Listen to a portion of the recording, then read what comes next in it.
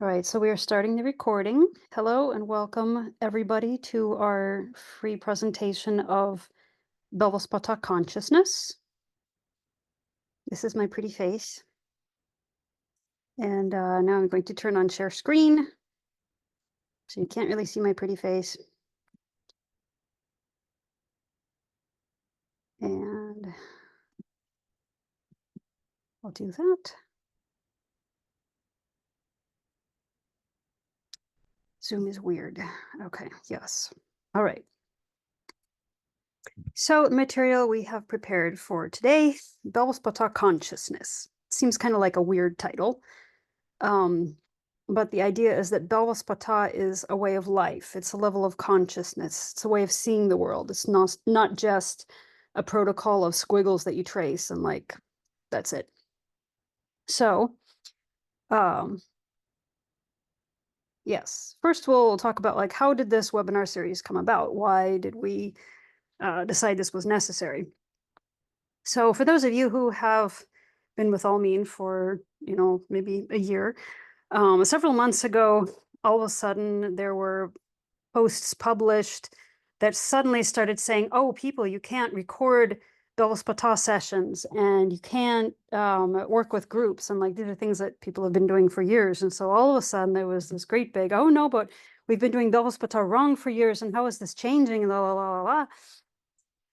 Um, and so then Almin had to answer some questions and clarify what's okay, what's not okay. And the background was that there had been some, well, we'll just say witch hunting where people are like, "Oh, Almin, so and so is doing this. Ah." And then Almin would be like, "Oh my goodness, how can people do that?" And like, then have some big post of like, "People, you can't be doing this." And nobody would really know what that was a reaction to. And so it was a little confusing. But supposedly, and I don't know how many of these like accusations are accurate, so I'm not going to say what was actually happening because I don't know. But the accusation was that certain people would record a Belvaspata session and then invite a whole bunch of people, have them pay for a Belvaspata healing session, but they would just put them all in a group like, "Okay, everybody, great, so we've got, I don't know, 20, 50 people, just lie down on cots there, we'll turn on the recording for you." And then they'd go into another room and like, get drunk and high, whatever. And but it's okay because we have the recording playing. And they were passing this off as Belvaspata. And so the idea was that, well, that's not actually the way you're supposed to do Belvaspata. So that's where that came from.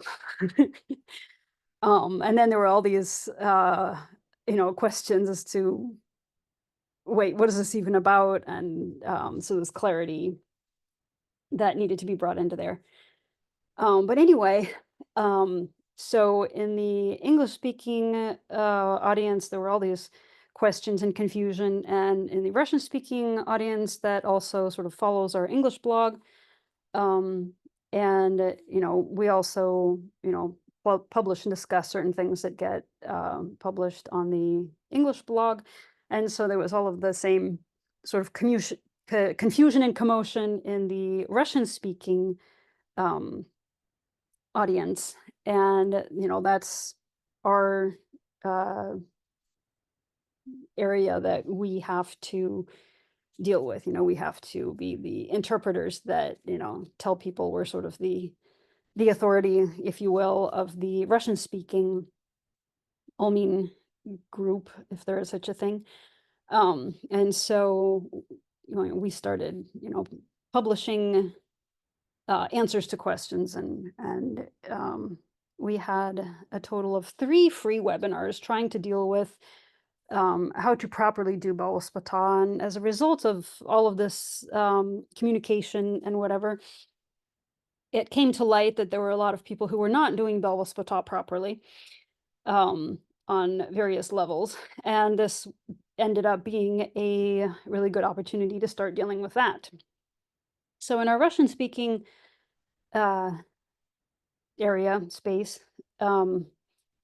we introduced Belvaspata and Almin, and it sort of like happened as a mass thing. And the idea was to get word out as fast as possible So the quality of translation and the quality of people teaching Belvaspata was not very well screened. And this is Jill's "I told you so" moment. Um, so I guess I should introduce myself. For any of you who don't know me, my name is Jill Ochkasova. I'm Sergey's wife.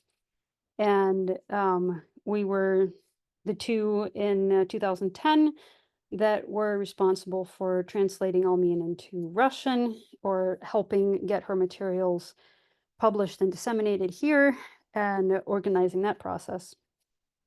Um, but anyway, so the "I told you so" moment. Um, it was decided that, oh, other teachers can come in and, they've been working with Belvaspata for years, and it doesn't matter that they have some distortions in how they teach and they use other methods and whatever. It's okay as long as they get people doing Belvaspata and they teach about it.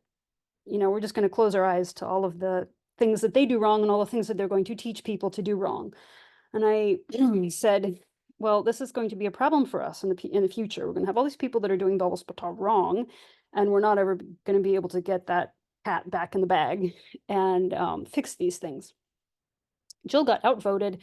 No, we need people to just, know about Elmine and to get the word out faster. So now, all of a sudden, we have all these people who are mixing Belvaspata with other modalities and sort of using elements of Belvaspata in their own sort of healing cocktails and all kinds of things going wrong.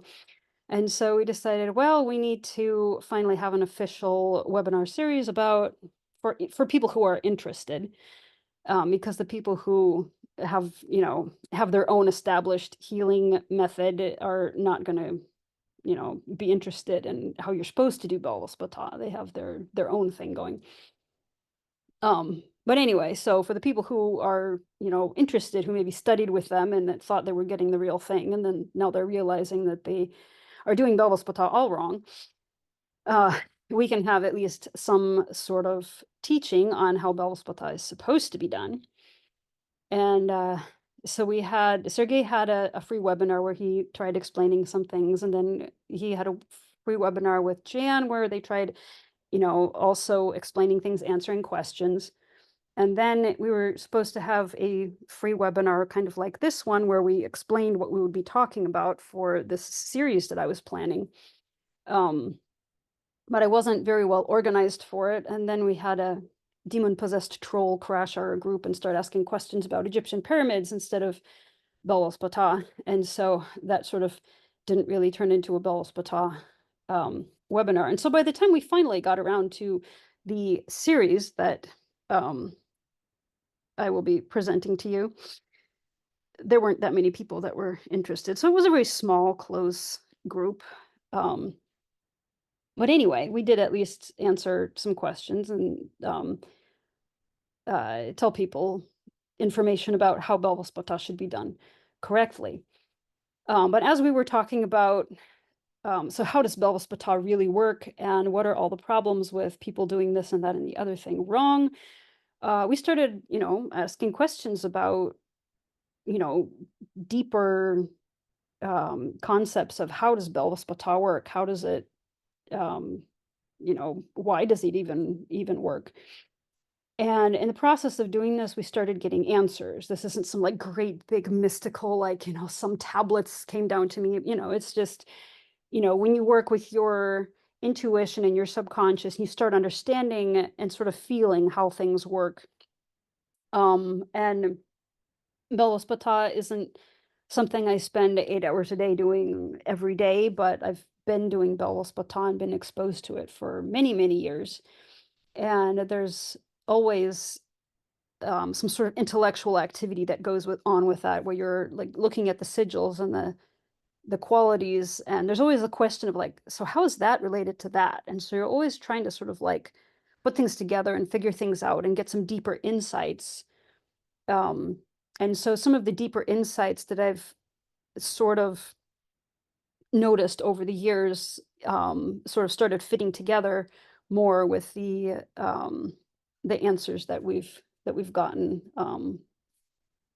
as to how Belvaspata really works. And it was so interesting and fascinating that we wanted to share it with people. So This material is a product of deep discussions between Sergey and me. I have my life experience and perception of, subconscious and spiritual events and happenings and things. And he has his experience and his perception of these same things. And we're actually quite different in how we interpret and experience things. And so it's interesting for us to discuss with each other, ask all kinds of deep questions like, so what do you think about this? What do you think about this? We end up getting some very deep insights from our discussions with each other. Um, and then Sergey also spent a lot of time in close contact with Almin and heard her explaining all kinds of things about why she developed Belvaspata and how it works from her point of view. So all of that taken together, we've sort of put that together in a teaching series. And it's not meant to replace the book that gives you instructions how to work with Belvaspata. Um, and it can be either for people who have not started working with Belvaspata but are interested in it, or people who have been working with Belvaspata for years. It just gives some insight on a deeper level of how it works and how our subconscious minds work, how reality is created from the level of our subconscious minds and the programs that we have instilled there. And it was just very fascinating. It's fascinating for me, so I enjoy talking about this. Um, and, especially since for years, we just had like, the Bell Spata book and it says, do this, do this, do this. And so you just sort of mechanically do it and it sort of magically works. Or, sometimes it magically doesn't work and you don't understand why. There's just sort of no guarantee that, you can't like promise somebody like, okay, so you're coming here for treatment on this and such disorder. And yes, this many sessions and you will have 100% success. You'll be healthy and healed of whatever. Like there's no 100% guarantee with this healing method. And there are some people who say it doesn't work at all. There are other people who have amazing, miraculous stories of how really severe diseases have been cured, or, people have been basically resurrected from the dead. So it works differently for every person. And we just have this sort of superstitious, like, you do this hocus pocus, wave your magic wand in the form of a sigil, and all of a sudden, maybe a miracle will happen. Um, so I've been wanting to get more of a handle on, explaining that rather than just believing in superstition. So the objectives of this webinar series is to give an understandable left-brained explanation of the principles Belvaspata is based on, how it works and how it doesn't work, which will empower practitioners to work confidently and effectively. In addition to that, if we provide practitioners with a deeper understanding of how the world functions, they can work in full knowledge and they can also explain this to their clients and to people that they initiate, rather than just superstitiously relying on magical results of mechanical actions they do and expecting their clients to do the same. So, like, they and their clients can actually consciously work on changing their worlds rather than just hoping for something to change in their subconscious world that'll make their world a better place. And then we also want to help practitioners become more deeply rooted in integrating the necessary qualities and understanding how they affect the physical. So this one ended up being the first paid webinar of the Russian series that we did because our free webinar sort of didn't really happen. Jill has no hard feelings, no hard feelings, no. And yes, we'll talk about emotions and emotional mastery. So the next, this will be a 4 webinar series, and each webinar will cover, there's 4 levels, so we'll cover each level at a time. We'll talk about the elements of initiation, like the sigils of initiation, what qualities they represent, what parts of the body they activate, how that affects us, why that happens at every level, how, the significance of the initiation. And then we'll also do a level by level analysis of the healing qualities, the ones that we are supposed to integrate. We'll talk about the alchemical interaction between the different level, like the emotions and light, and then the alchemical equations of the emotions themselves, how this affects us, our reality, our health, etc. Somebody wrote in the chat. Alrighty. So, um, so today's presentation is an overview of how Belvaspata works, how it doesn't work. It's not level specific, so we're not going to talk about the specific emotions and qualities. It's just a general framework for how does Belvaspata work. So how does society view reality and disease? This is your generally accepted, Western medicine, talking to all the people, in society that, you ask, how are you doing? They're like, oh, I have this medical problem. Oh, I have that medical problem. Right. So it's generally accepted that, there's you and what you identify as is surface mind. So, well, I wrote me here, but yeah. So there's me and there's everything around me and they're separate. Society perceives self as surface mind. Everything around us, including our physical body, is separate and uncontrollable. The only thing that exists is what we can see, physical matter. And, since Western society has microscopes and we've, proven through being able to see them through microscopes, we believe in bacteria and germs because they're also physical, even though you can't see them with your eyes without the microscope. But anyway, so basically the only thing we can see, the only thing we believe in is what we can see. So there's, physical matter. So my body, I stubbed my toe, it now hurts. And, I stubbed it on a physical bed. So that's how that works. All the explanation. Or I get old and get sick, or catch a disease, and there I am sick. And so now I need to be healed. And in society, deterioration of the physical is seen as inevitable. So it is unavoidable that you will get sick, you'll age, and you'll die.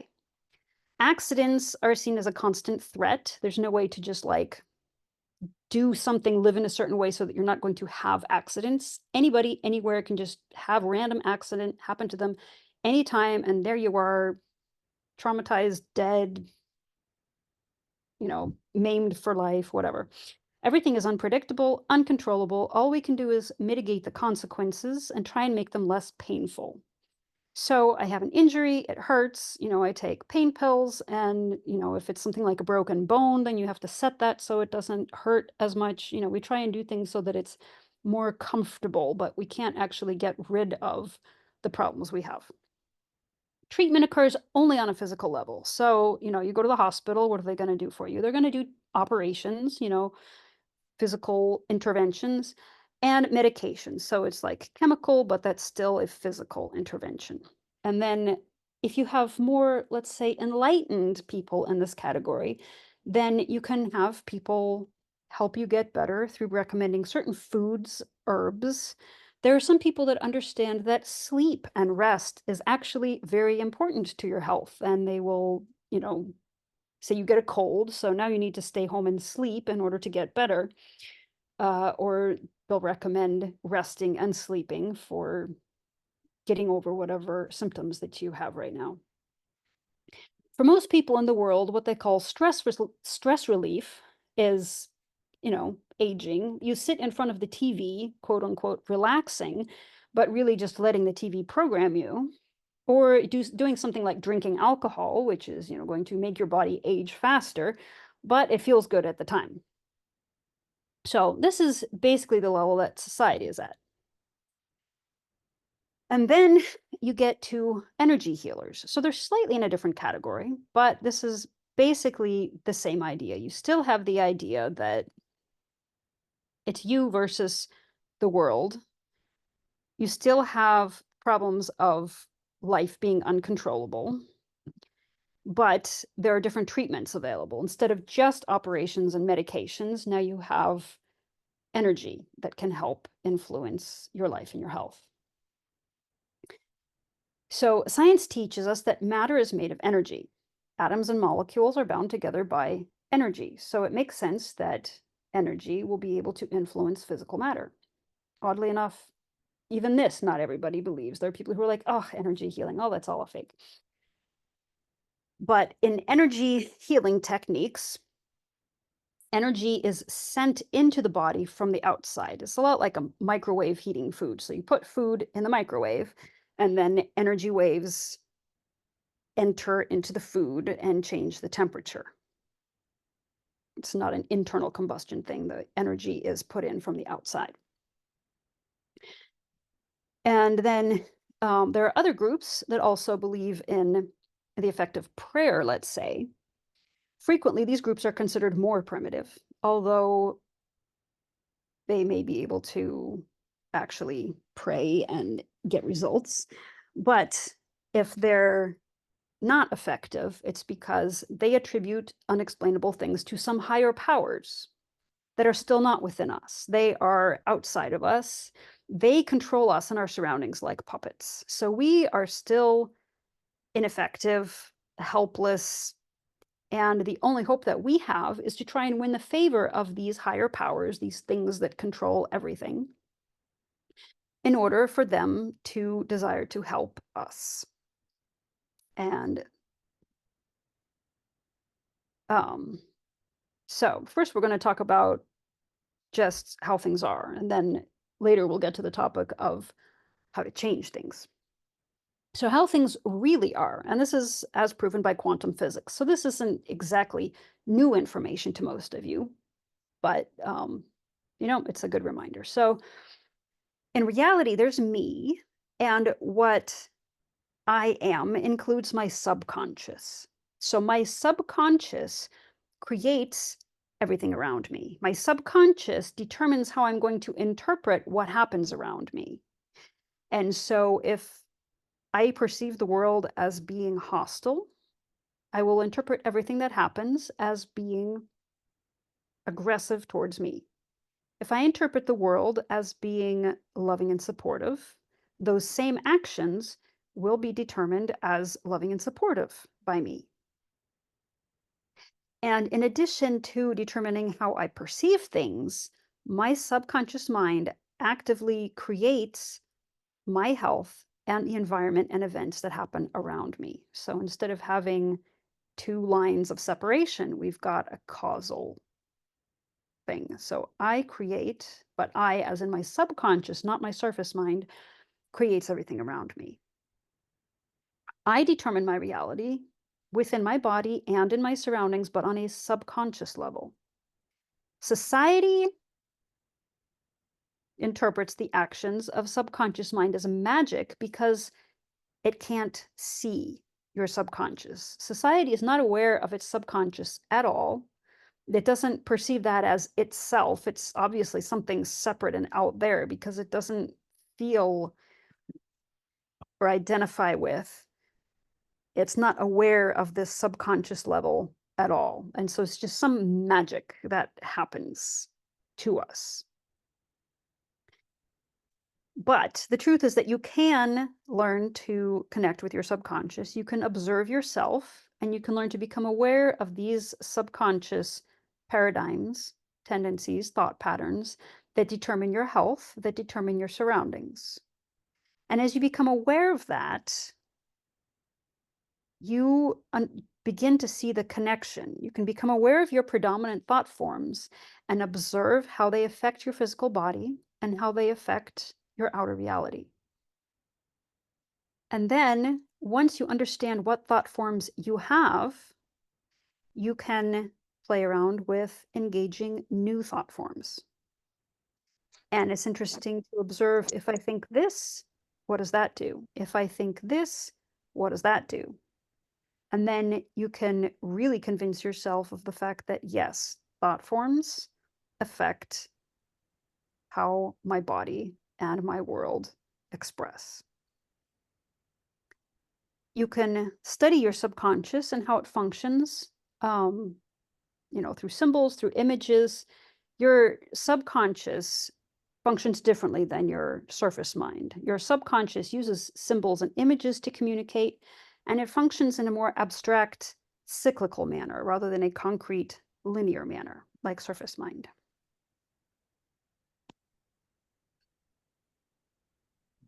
Goodness. Charla is writing that she has to leave. Thank you for joining us.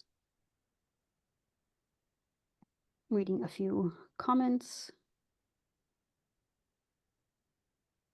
Alrighty. Looks like we will hopefully answer these questions. I'll come back at the end to make sure that we will have a question and answer session at the end. So we'll make sure that all of your questions get answered. I'm just going to go in and make sure everyone is muted because it sounds like I'm getting some background noise. Okay.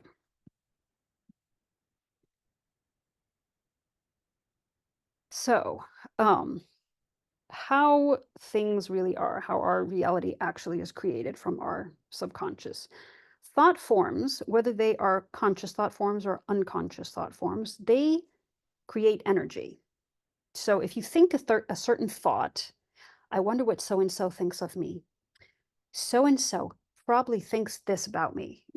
Those any thought you have, but that's just an example, has a certain energy charge with it, a certain emotion. It evokes an emotional reaction, and that emotional reaction energizes the thought form, and it's the frequency, so the emotion that evokes, that creates your surrounding reality. Frequency determines the form of matter. I'm assuming that most of you have seen those demonstrations where they have a tuning fork. I always want to call it a pitchfork because it's gives you the pitch, right? So it should be a pitchfork, but not a pitchfork. It's a tuning fork.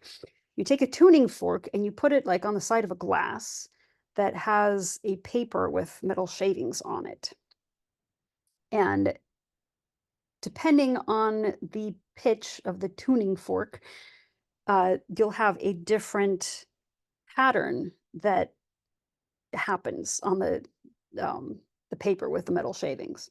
So it'll create some sort of cool, you know, what do you call it? Like a fractal pattern that is, what do you call it when it's the same on both sides? It's balanced. Anyway, so it creates a nice pattern. And then you take a different tuning fork, so a different frequency, and you put that on the glass, and then all of the metal shavings rearrange themselves to the new pattern, the new fractal pattern that the new frequency creates. So frequency determines the form of matter. If we want to change our reality, we have to change our frequency. And then all of a sudden, a new reality will form around us. Frequency was how the world was created. So we're going to do some biblical examples. In the creation of the world, in the beginning, or some people prefer to translate the word beginning as actually the head. So in the head, at the head of creation, which is where thought forms are created. In the beginning, or in the head, was the word. And this is, in the Greek, it's logos, which means thought. In the beginning was the word. So God, and God is the part of us that creates. So don't be thinking about like these higher powers, sitting in the sky somewhere. God is our creative power. So God thinks of something and then decides to create it and then speaks it into being. All right. So when we create our reality around us, it doesn't always happen exactly in the form of let there be whatever it is, and then it just appears. But we always have the frequency, whether it is emanated with our voice in the form of sound waves or not. We always have the frequency that determines and creates our reality. So this is an illustration of how frequency creates your reality.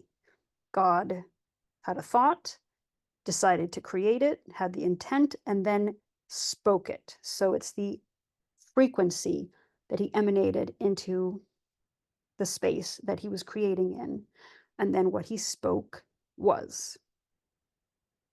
So another example in the Bible, um, pretty much everybody knows the story when the Virgin Mary was going to give birth to Christ.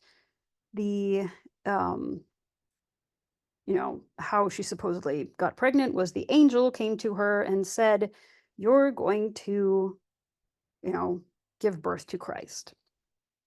And generally, it's taken as that was the moment that the Holy Spirit came on her, and um, she was pregnant with Christ, and then she gave birth to him. She's the mother of God.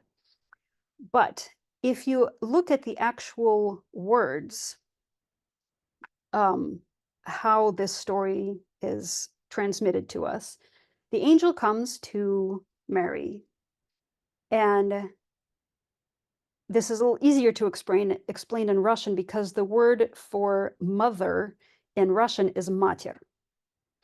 So the angel comes to matter, physical matter, and says and gives her a message from God. You will be the bearer of God.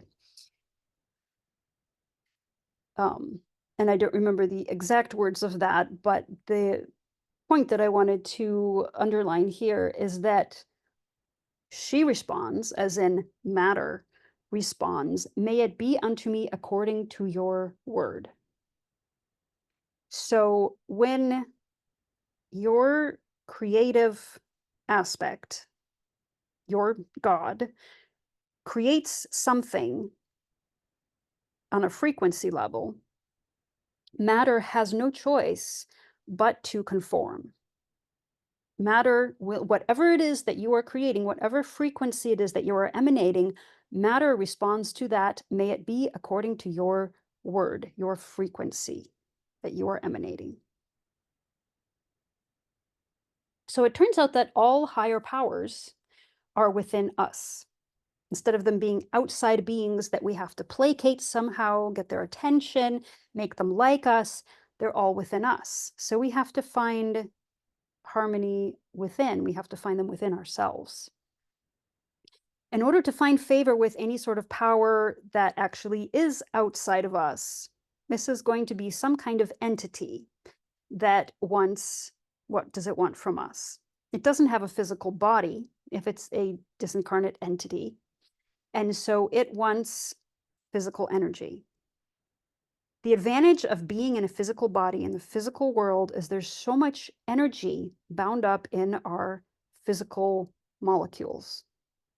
So whenever a person dies and their soul leaves, it's not quite the same as an atomic explosion, but their life force energy is released. And depending on the situation, beings can come in and feed off of it. And so this is why beings, we'll call them demons, are trying to get people to commit suicide so that they can come and feed off of their soul. Even if we don't actually die, we have energy that we can either use for our own good or we can leak it and, feed entities around us. So, if we're looking for a higher power, they're not actually higher, they're just not in the flesh. And so they like to help us think that they're higher and cooler because, they might have lived longer. They can see things that we can't see. They're not necessarily more valuable, but they can see things we can't see. And so they make us think that they're more powerful and that they can help us. But really, what they want is for us to feed them with our energy. Because if we only knew that we are the strongest power that exists and we can fully protect and supply ourselves, we wouldn't go to them for help. And then they wouldn't get our energy. And so they're interested in us believing that we're weak and helpless and that they're more powerful than we are. And so that way we will give them our energy in order for them to help us and give us protection, um, and resources, even though they're not necessarily as powerful as we think they are. And we don't realize how valuable our energy is. And if we kept our energy, we might be able to actually provide for and defend ourselves.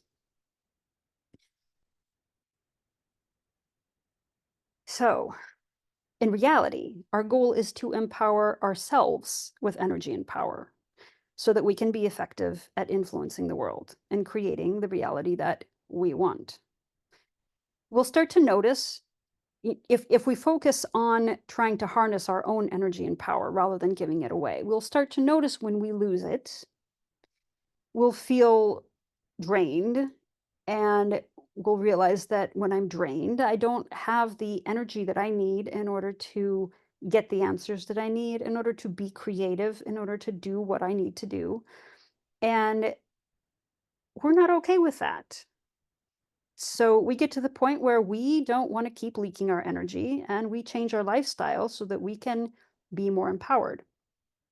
But society is all about feeding entities. So society praises those who give their energy away. A lot of the things that are considered being a good person are actually energy leakage. You're supposed to consider everybody else better than you. You're supposed to be generous and give everybody whatever they ask. People like you if you're always giving your energy away. They feel good in your presence because they can always parasite off of you and they feel strong and energized.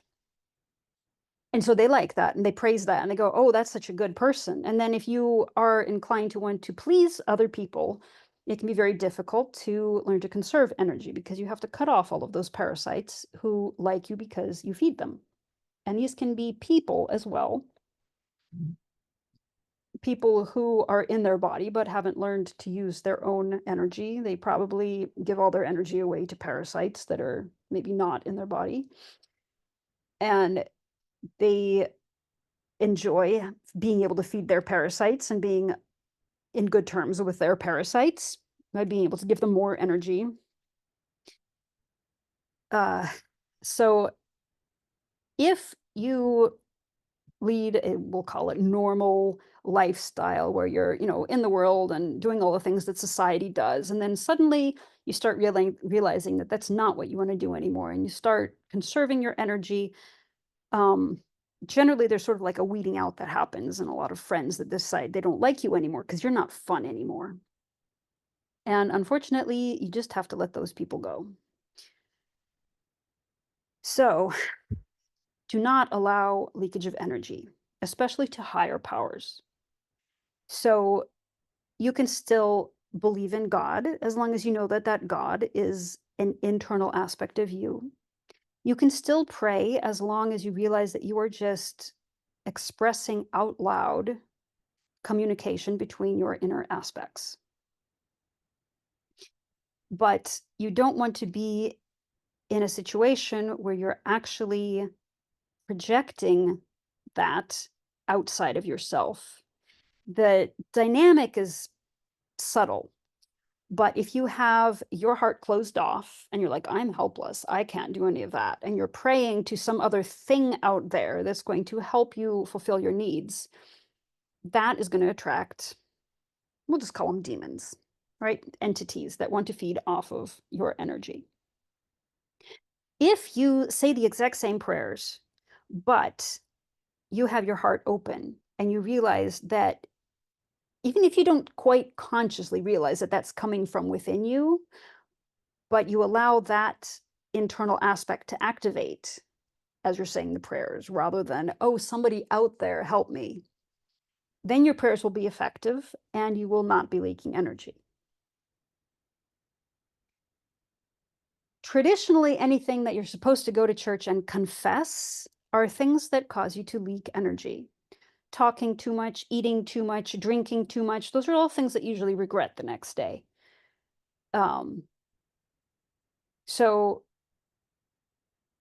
some of the things that society praises end up actually being sins. If you're too nice a person, letting everybody parasite off of you, that's actually not a good thing.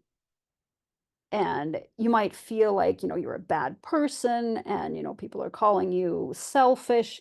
And really, there's a certain selfishness that is quite holy and helps you to, uh, you know, be more powerful. And if that is your goal, to be able to work miracles to help other people, then it's not selfish at all. It's just in a different way. The other thing that's very important is learning to control your emotions and direct them. So, just like fire and water are very necessary things in life, and if you use them correctly, they can give you a great amount of power. Just like, how do we get electricity? There's a great big um, power station that either burns coal or works off of a dam that has large amounts of water going through it, or there's those are just two ways to create electricity. But you can get a great amount of power, or if you have a flood or a fire that are uncontrolled, that can completely destroy your life. And emotions are basically the same way. If you control them, that is your power source. But if they get out of hand and they control you, then it can completely destroy your life. There's a quote in the Bible that says, "When you are angry, do not sin."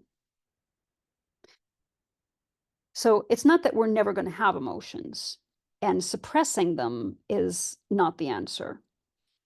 But when you feel an emotion, you want to sort of see it as a wave going by. Like, you can observe your thoughts, but not engage them. You can also observe your emotions and not engage them. And you make sure that you express them only in a way that is going to be beneficial. Either you just observe it and you let it pass, and you remember that emotion for if you ever need to engage that as a motivating driving force, or you express it in a very specific way where you see that I can channel this emotion here, and that will give me the energy that I need to do some amazing things. For example, when Jesus raised Lazarus from the dead, if you closely analyze the story, you'll see that, Jesus arrives late. Lazarus has been dead for 4 days. And the logical sister, Martha, comes out to greet him. And she was like, "Well, if you'd been here, he wouldn't have died." They have a logical discussion about, I mean, there is such a thing as being raised from the, we're all alive. Even when you're dead, you're still alive. There's eternal life. And they have this sort of logical discussion. But then Mary comes out, who's the emotional sister, and she starts crying. And so Jesus has the empathetic connection that he needs. He feels the emotion. And in order to raise Lazarus from the dead, he has to be upset about the fact that he's died. He has to be angry. And that power, powerful emotion is what he uses to actually raise Lazarus from the dead. He doesn't go up to the grave and go, "Hello, Lazarus. Why don't you come out now?" He's really upset and he yells the frequency of destroying death because he's angry at death. And he's able to channel the emotion in such a way that he raises someone from the dead. But our emotions have to be used in a controlled fashion and properly. So, emotions basically give us energy. They're our driving force. The more energy we have available to us, the more power we have, the more we're able to access information. And so that clarity gives us the ability to direct and influence our environment. The more clarity of vision and understanding we have, that gives us more power. Knowledge is power. And so then the more power we have, the more clarity we have. So it's this cycle. Once we start gaining energy, we gain more clarity, which gives us more power. And it's a cycle of growth. Wherever you direct your attention or your thoughts, your energy will follow. So, whatever you think about, you strengthen. Hence, the more problems you have, the more you think about your problems, and therefore, the more problems you have. So, we're going to go back to healing methods and how to properly heal people, how different healing methods work. So, back to traditional medicine. What happens? You go to the doctor and you complain about this is wrong, this is wrong, this hurts, this happened, la la la la la la. All your attention is on your problems, on your symptoms, on the disease, on the dysfunction. This is what doctors study is dysfunction, all different ways that your body can go wrong. Naturally, this empowers what? Your problems, your symptoms, your diseases, your dysfunctions. Since it's not considered possible to control or influence the cause of the problem, you have this symptom, and they might know what causes the symptom, but you can't fix the underlying, it's like your body's just gone wrong. We don't know how to fix your body, unless it's something like a cold where you just need to kill off the virus and then your body will get better on its own. So, there are some times when it is accepted that your body can heal itself if we make the right conditions. Um, you just need to go home and get a good night's sleep, and we can give you some medications that kill things. But generally speaking, disease is considered, once you get it, that's it. There's no cure, we just deal with the symptoms. So, the fact that we deny the fact that we can control any causes confirms our powerlessness. That has emotions attached to it, and so when you feel powerless, that creates the frequency of powerlessness, which strengthens the reality of helplessness and powerlessness, and it makes it even more impossible to change your situation. And then if we have a situation where we're giving our energy away to powers outside of us, and this could even be the doctors, it's not necessarily disincarnate beings, that also depletes our energy. So we have even less energy to be able to affect our environment in a positive way. So all these other methods deal with symptoms, which it seems a little bit silly, but it's really kind of like, so you're driving in your car and you notice that your gas is getting low. So instead of filling your gas up with, or your tank up with gas, because that would be, you know, what we all know is the thing you have to do, you go, oh no, the gauge is going down. And so you try and figure out a way to prop the gauge up so it doesn't keep falling. But the problem is not that the gas gauge is pointing the wrong direction. The problem is that you are running out of gas. And so that problem will persist regardless. So if you only work on mitigating symptoms, but you don't heal the problem, you're still going to end up in the same place, regardless of whether it's just more comfortable to like die than it would be without the pain medicine, say. Energy healing is the same in this regard. It focuses on the problem. You come to your energy healer and you tell them all of your problems, and they try and work with the problem, which again makes your problem worse. Also, your energy healer is going to be thinking with their surface mind, okay, so how do we need to solve this problem? Your surface mind, unfortunately, has a very, superficial understanding of what actually happens and how to work with it. And so your surface mind is not a power source. There's nothing that is going to be able to change your reality. It's just an analytical thing. So your surface mind cannot affect your subconscious. It's not going to be able to have a lasting effect. So any healing effects that are done from this point of view are going to end up being superficial and temporary.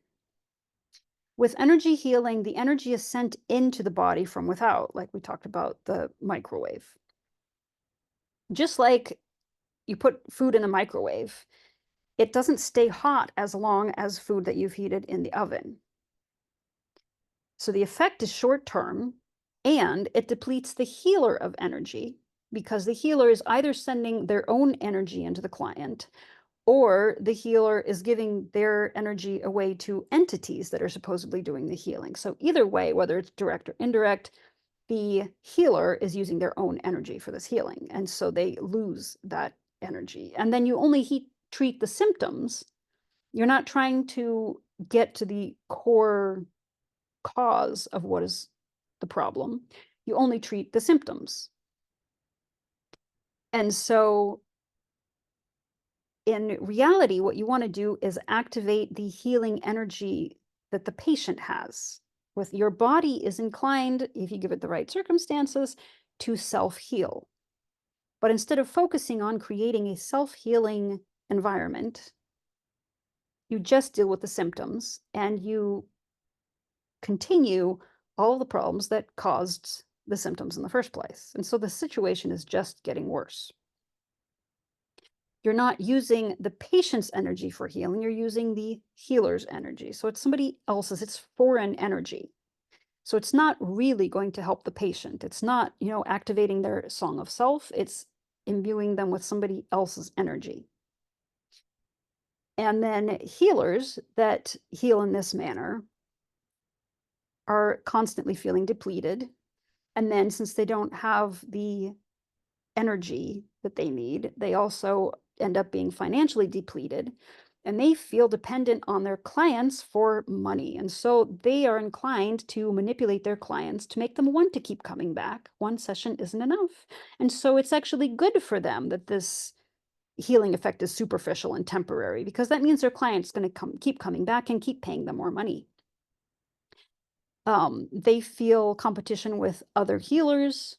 So if the person ends up going to a different healer or ends up getting completely healed and doesn't need healing, that's bad because they're not going to keep coming back and paying. Belvaspata is built on the foundational understanding that a person in and of themselves is whole. The source of life of an individual is within that individual. If we remove any blocks or hindrances, that internal life and power source will constantly provide the body with life energy and all necessary resources. Therefore, the body is naturally inclined towards self healing. However, we all have illusions and suppressed or unexpressed frequencies that block this process. So, in order to be whole, express that wholeness, we need to express all frequencies equally. So anywhere that we have suppressed or unexpressed frequencies, that's going to create a block in our self-healing abilities. So in Belvaspata, we do not work directly with the illusion and the distorted frequencies because that would be affirming them. What we do is we affirm and we support the client's innate wholeness, and we work on activating the necessary missing frequencies. Belvaspata works on a subconscious level, so it's not your surface mind trying to figure things out and decide how things need to happen. You can use your mind when you're deciding which Belvaspata modality to use, or there's so many sigils, which particular sigils to use. That can involve your mind. You ask the person, what is your problem? And, oh, this modality is more designed to help with that kind of thing. You can also give your client advice before and after a session. You can explain to them how things work, but your surface mind is not the one that's in control of the process. It is a subconscious process for the healer as well as for the client. Since your subconscious mind is active, it awakens and affects the subconscious mind of the client, which helps them to activate their self-healing from within. So how does this happen? Yes, okay. How does this happen? Well, first of all, this was Almin's intent when she received this method. Um, Almin likes to use language that is frequently used with channeling, like, oh, I received this. Oh, the angels are telling us stuff. And although I'm quite sure she's worked with channeling in the past, um, she prefers to get information, especially now, from her own intuition and subconscious. And it can be sort of a subtle difference to tell where you get that information from. Like, are you receiving real information from your inner being or are you receiving it from without? And that's the same, like, is your heart closed and you're reaching for something outside of you? Or is this something that you feel as your own truth? Is this something that really deeply resonates with you as your own being? So Almin received this method intuitively from her own subconscious, realizing that as a subconscious method, it will work. And instead of trying to analyze it with her surface mind or invent it from her surface mind, it was a subconscious intuitive thing of like, this will work. And I can't explain how it's going to work, but it's just going to work. And the way it works is similar to certain methods of prayer. So there's different examples of there's one group where they recommended sort of a meditation practice. You have some sort of a problem that you need to solve. Your intent for what this prayer is, instead of praying in your own words, make this happen, make that happen, heal so and so, make so and so better, make so and so believe like I do, whatever. The idea is you have whatever issue in your mind, and then, you sort of like create the intent. And then instead of focusing on your problem, you go into meditation. And for this group, it was you sing the sound "hu," and you focus on the sound. You focus on "hu" and singing that. And you have the intent that you're trying to solve somewhere in the back of your mind, but it is definitely in the back of your mind. And you're focusing your effort on what you are doing, singing this "hu." And then other traditional prayer methods like Russian Orthodox prayers or like Islamic prayers and Jewish prayers are usually set prayers that are written in a book, and you read them and you wonder, well, if I'm having trouble with this and that symptom, how is just reading a general prayer to, the Mother of God, how is that going to help me at all? But this is how it works. You have it's basically the same thing. You take your intent, and then you go and you read your set of prayers, knowing that you're reading it for that intent, but you're focusing on the process of reading the prayers. You have to pronounce them correctly. You have to make sure that you say all of the right elements at the right time. And so your surface mind is involved with concentrating on the action of what you're doing, this complex prayer routine. Almin explained it this way, that your surface mind, your mind that's always trying to solve problems, which is a great quality. I mean, that's why we're here, is to solve problems, and so our mind wants to help us with that. It's great as long as it doesn't just create problems to have ones to solve. But so Almin would use the analogy that she had read in ancient texts. Your mind is this genie that comes to you and says, I will grant you anything you want. And you're like, oh, why don't you clean up my house? All of a sudden, bam, the house is clean. Oh, wow, that was fast. Okay. Genie's like, give me another assignment. Give me another assignment. What else can I do? And you're like, okay, well, build me a temple the size of the Empire State Building. Bam, it's there. And, Genie is doing things so much faster than you can think of tasks for it to do. And like, you can't concentrate on your life or do anything because this genie is constantly, oh, give me something else to do. Give me something. It's just like a small child, and it's very distracting. And so finally, the person who was dealing with this genie was like, I need to give this genie something to do that'll distract it for a while so it'll leave me alone. And found a curled hair. So, you take hair and you pull it straight and then you let go of it and it springs back to being curled again. And so it's like, ha ha ha, here, genie, straighten this hair. And so, in the story, the genie would like pull the hair straight and then it would spring back to being curled again and then spring. And so this like kept him busy for hours and hours and hours. Finally, we thought of the activity for our mind to do that will keep it busy and out of our hair so that we can do things that we need to do. That's basically the same thing. Is, you come up with, okay, this is my intent of what I need to do. And then I need to distract my mind so that it will not get in the way. And give it something to focus on. Sing "hu." Go sing "hu" for like a few hours, or read this 20-minute long prayer set. I remember when I used to work on an ambulance, and one of the things they told us was like, if you arrive at a house and like there's an emergency going on, family members frequently will panic, freak out, and really get in your way. And one of the biggest problems that you have to deal with when responding to an emergency is the family members. So this is the point where one of the best things that you can do is like, okay, we're going to take your so and so to the hospital. They're going to need 3 days, underwear, change of clothes, something. Go collect some, like, underwear and overnight stuff. Go collect an overnight bag for your relative that we're taking to the hospital. And possibly those things will actually come in handy, although they usually have everything they need at the hospital. But um, it gets the person out of your hair. So, how Belvaspata does that is actually a sort of ingenious method. So we have the intent, client comes to us with certain problem, or we're doing Belvaspata for a certain situation that's causing problems for us in life. We have a specific intent. And then we have this complicated protocol that demands concentrated attention. So even if you've been doing it for years and you have all the sigil names memorized and you like, have the sigil shapes memorized and you can just anytime that you're doing a new protocol, you still have to like look at the sigils and concentrate on actually signing them correctly, pronouncing the names of the sigils and angels in the language that they're given in this collection of letters. You have to concentrate on each letter and making sure that you're pronouncing it correctly.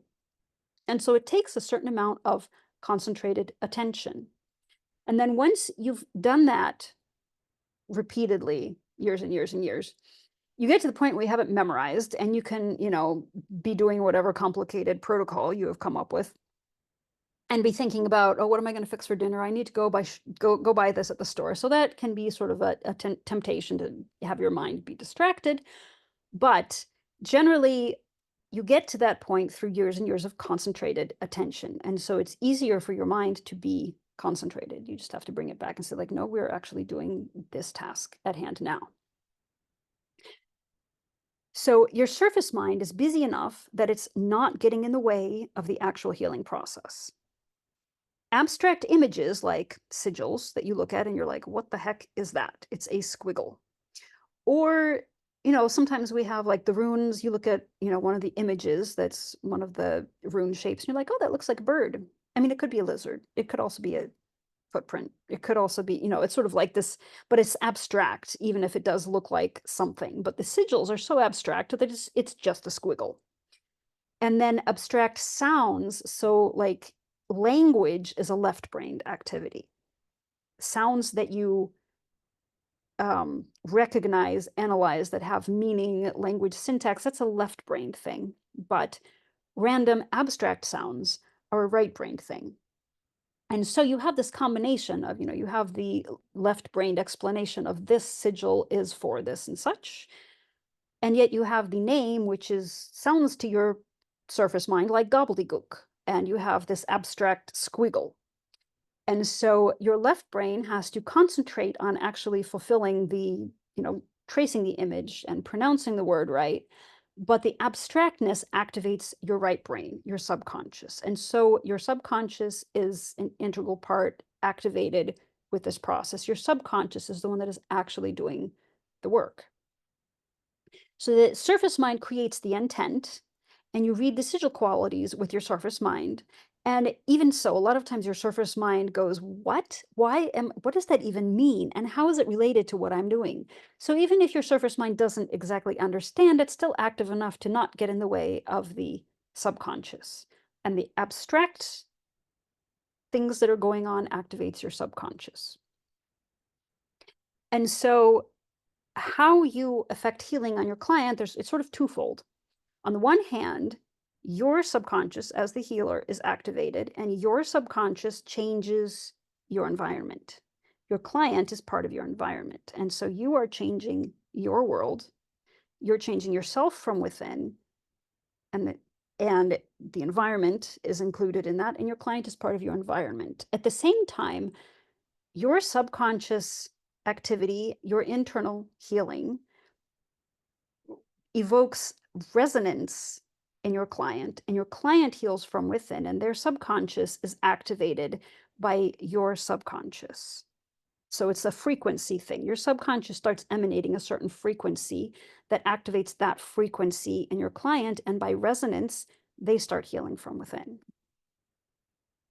So this resonance awakens and releases their source of life force energy.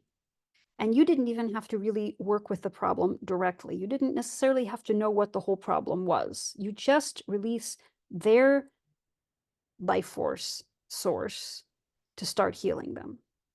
And so now their life force energy can flow to wherever it needs to in their body and heal them from within. And it, instead of depleting, it provides both the client and the healer with a necessary life force for healing and growth. Surface mind does not understand how this process works, which is why for years we've been like, yeah, you just like, trace this and you say that and it just magically poof, you maybe got healed. But for a lot of people that, are healers and they're used to different healing methods, they're like, well, that can't work. That's just too simple. And so they start trying to add in more complicated things that sound like they're going to work. So, like, people that are used to working with external beings are like, okay, so how do we like channel the angels? Or um well, we have to like connect with our power source in the cosmos somewhere. Some people spend a lot of energy trying to send the sigils into people, so there's all kinds of things that people bring from other methods that end up sort of distorting how they work with Belvaspata. um People don't understand that your power source is within you, and so they try and connect with something outside. But all of these distortions are based on surface mind. They're created by surface mind, and it just creates impediments. So, surface mind in this particular thing is not going to help us at all. Surface mind has a tendency to distort information. We interpret everything according to whatever filters we have. Even if we have perfectly clear information that our surface mind is not distorting at all. We have understood it correctly, and we're explaining to our client exactly the way it is. They perceive it in a distorted fashion. So even if we are portraying to them pure, true information, they're going to perceive it. Their surface mind is not going to be able to perceive it correctly. So, the healing, we can try explaining to people on more of a surface mind level how the world functions. We can explain to them a little bit about quantum physics. If they're not ready for that kind of thing, that doesn't mean that Bellows Patah won't work. It just means maybe we should not try and explain that. Or we try and explain it, and they've heard it once, and maybe next time they'll be a little bit closer to being able to understand it better. But the actual healing process does not happen through our surface minds. It goes through our hearts, our subconscious. It happens on a much deeper level. And an interesting example, I've been part of all kinds of different churches, and a lot of them believe in praying in your own words, which can be a very useful tool unless you get into the whole God make this happen, God make that happen, God make this person be like this. But one of the um, uh, so one of the ways that it helped me the most was if I was working with somebody and I had information that I needed to impart to them. But if I started explaining it to them, like, hey, so you know that, God's here. God loves you. God wants you to be healthy. If you're talking to someone directly, they are engaging with your personality and your surface mind. And so their primary thought is, what does this person expect from me? How am I supposed to respond to their words? They're not actually listening to their words. They're trying to figure out how they should respond to you. And if they feel like you're trying to shove some information down their throat, their first reaction will be defensiveness. And so they won't accept this information. They won't like listen to it and ponder on it. They'll be like, ugh. So I found this interesting, like, if I start telling somebody something, it's not going to be effective. And I can tell it's not going to be effective. But if I ask them, is it okay if I pray with you? You're going through a really difficult time. Is it okay if I just say a prayer for you? Most of the time when I felt that that was going to be effective, they were like, yeah, please. And so in the process of praying for them, then I could word it differently. I could, be like, dear Lord, help this person understand that you're right here with them, that you love them, you want to help them. has a totally it's the same words almost, but it's like a totally different dynamic because instead of talking to the person, you're talking to God, quote unquote, and helping the person understand a different way of seeing the world. So, and since you're not talking directly to the person, you're letting them sort of tune out while we both sort of like talk to God. They're able to access their subconscious mind and hear these words with their subconscious mind and then absorb them into their heart, into their being, and think about them. If it's something that, like, that can't be true, instead of being defensive about it, they'll be like, that's weird. But they'll still have absorbed it and be able to ponder it.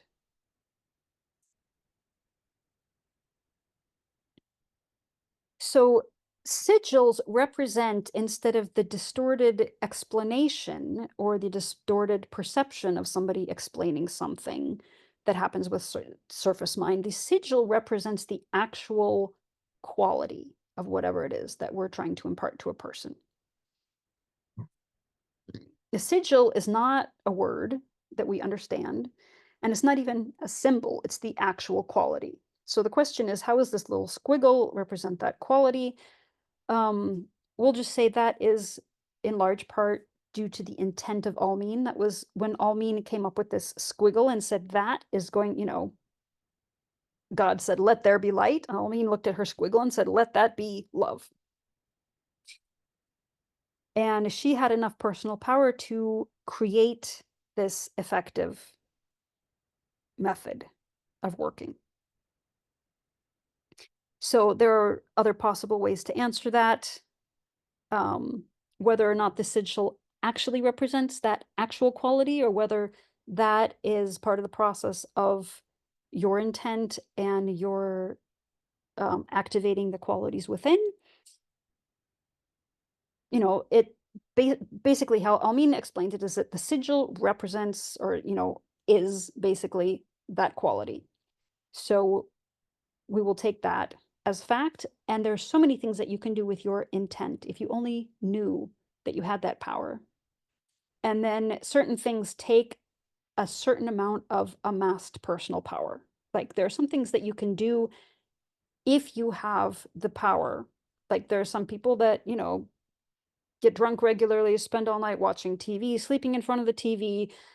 They're not going to have enough personal power to be able to change their world with a single word. So, um, we will accept these things as that's the way it is. The sigil is the quality.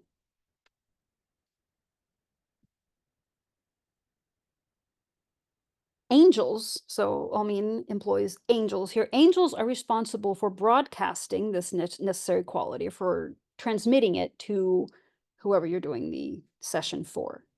The word angel, the Hebrew word in the Bible, means messenger. So angel is something that carries a message, like a letter. It's a message, it's information. So Sergey likes to say that angels are really packets of information. Oh, it sounds so boring, but it's a live message, like a letter that flies to you, kind of like in Harry Potter and the owls take messages to you. So it's not necessarily like cold and boring, like, oh, there's this packet of information. I would like an angel with nice fluffy wings and whatever.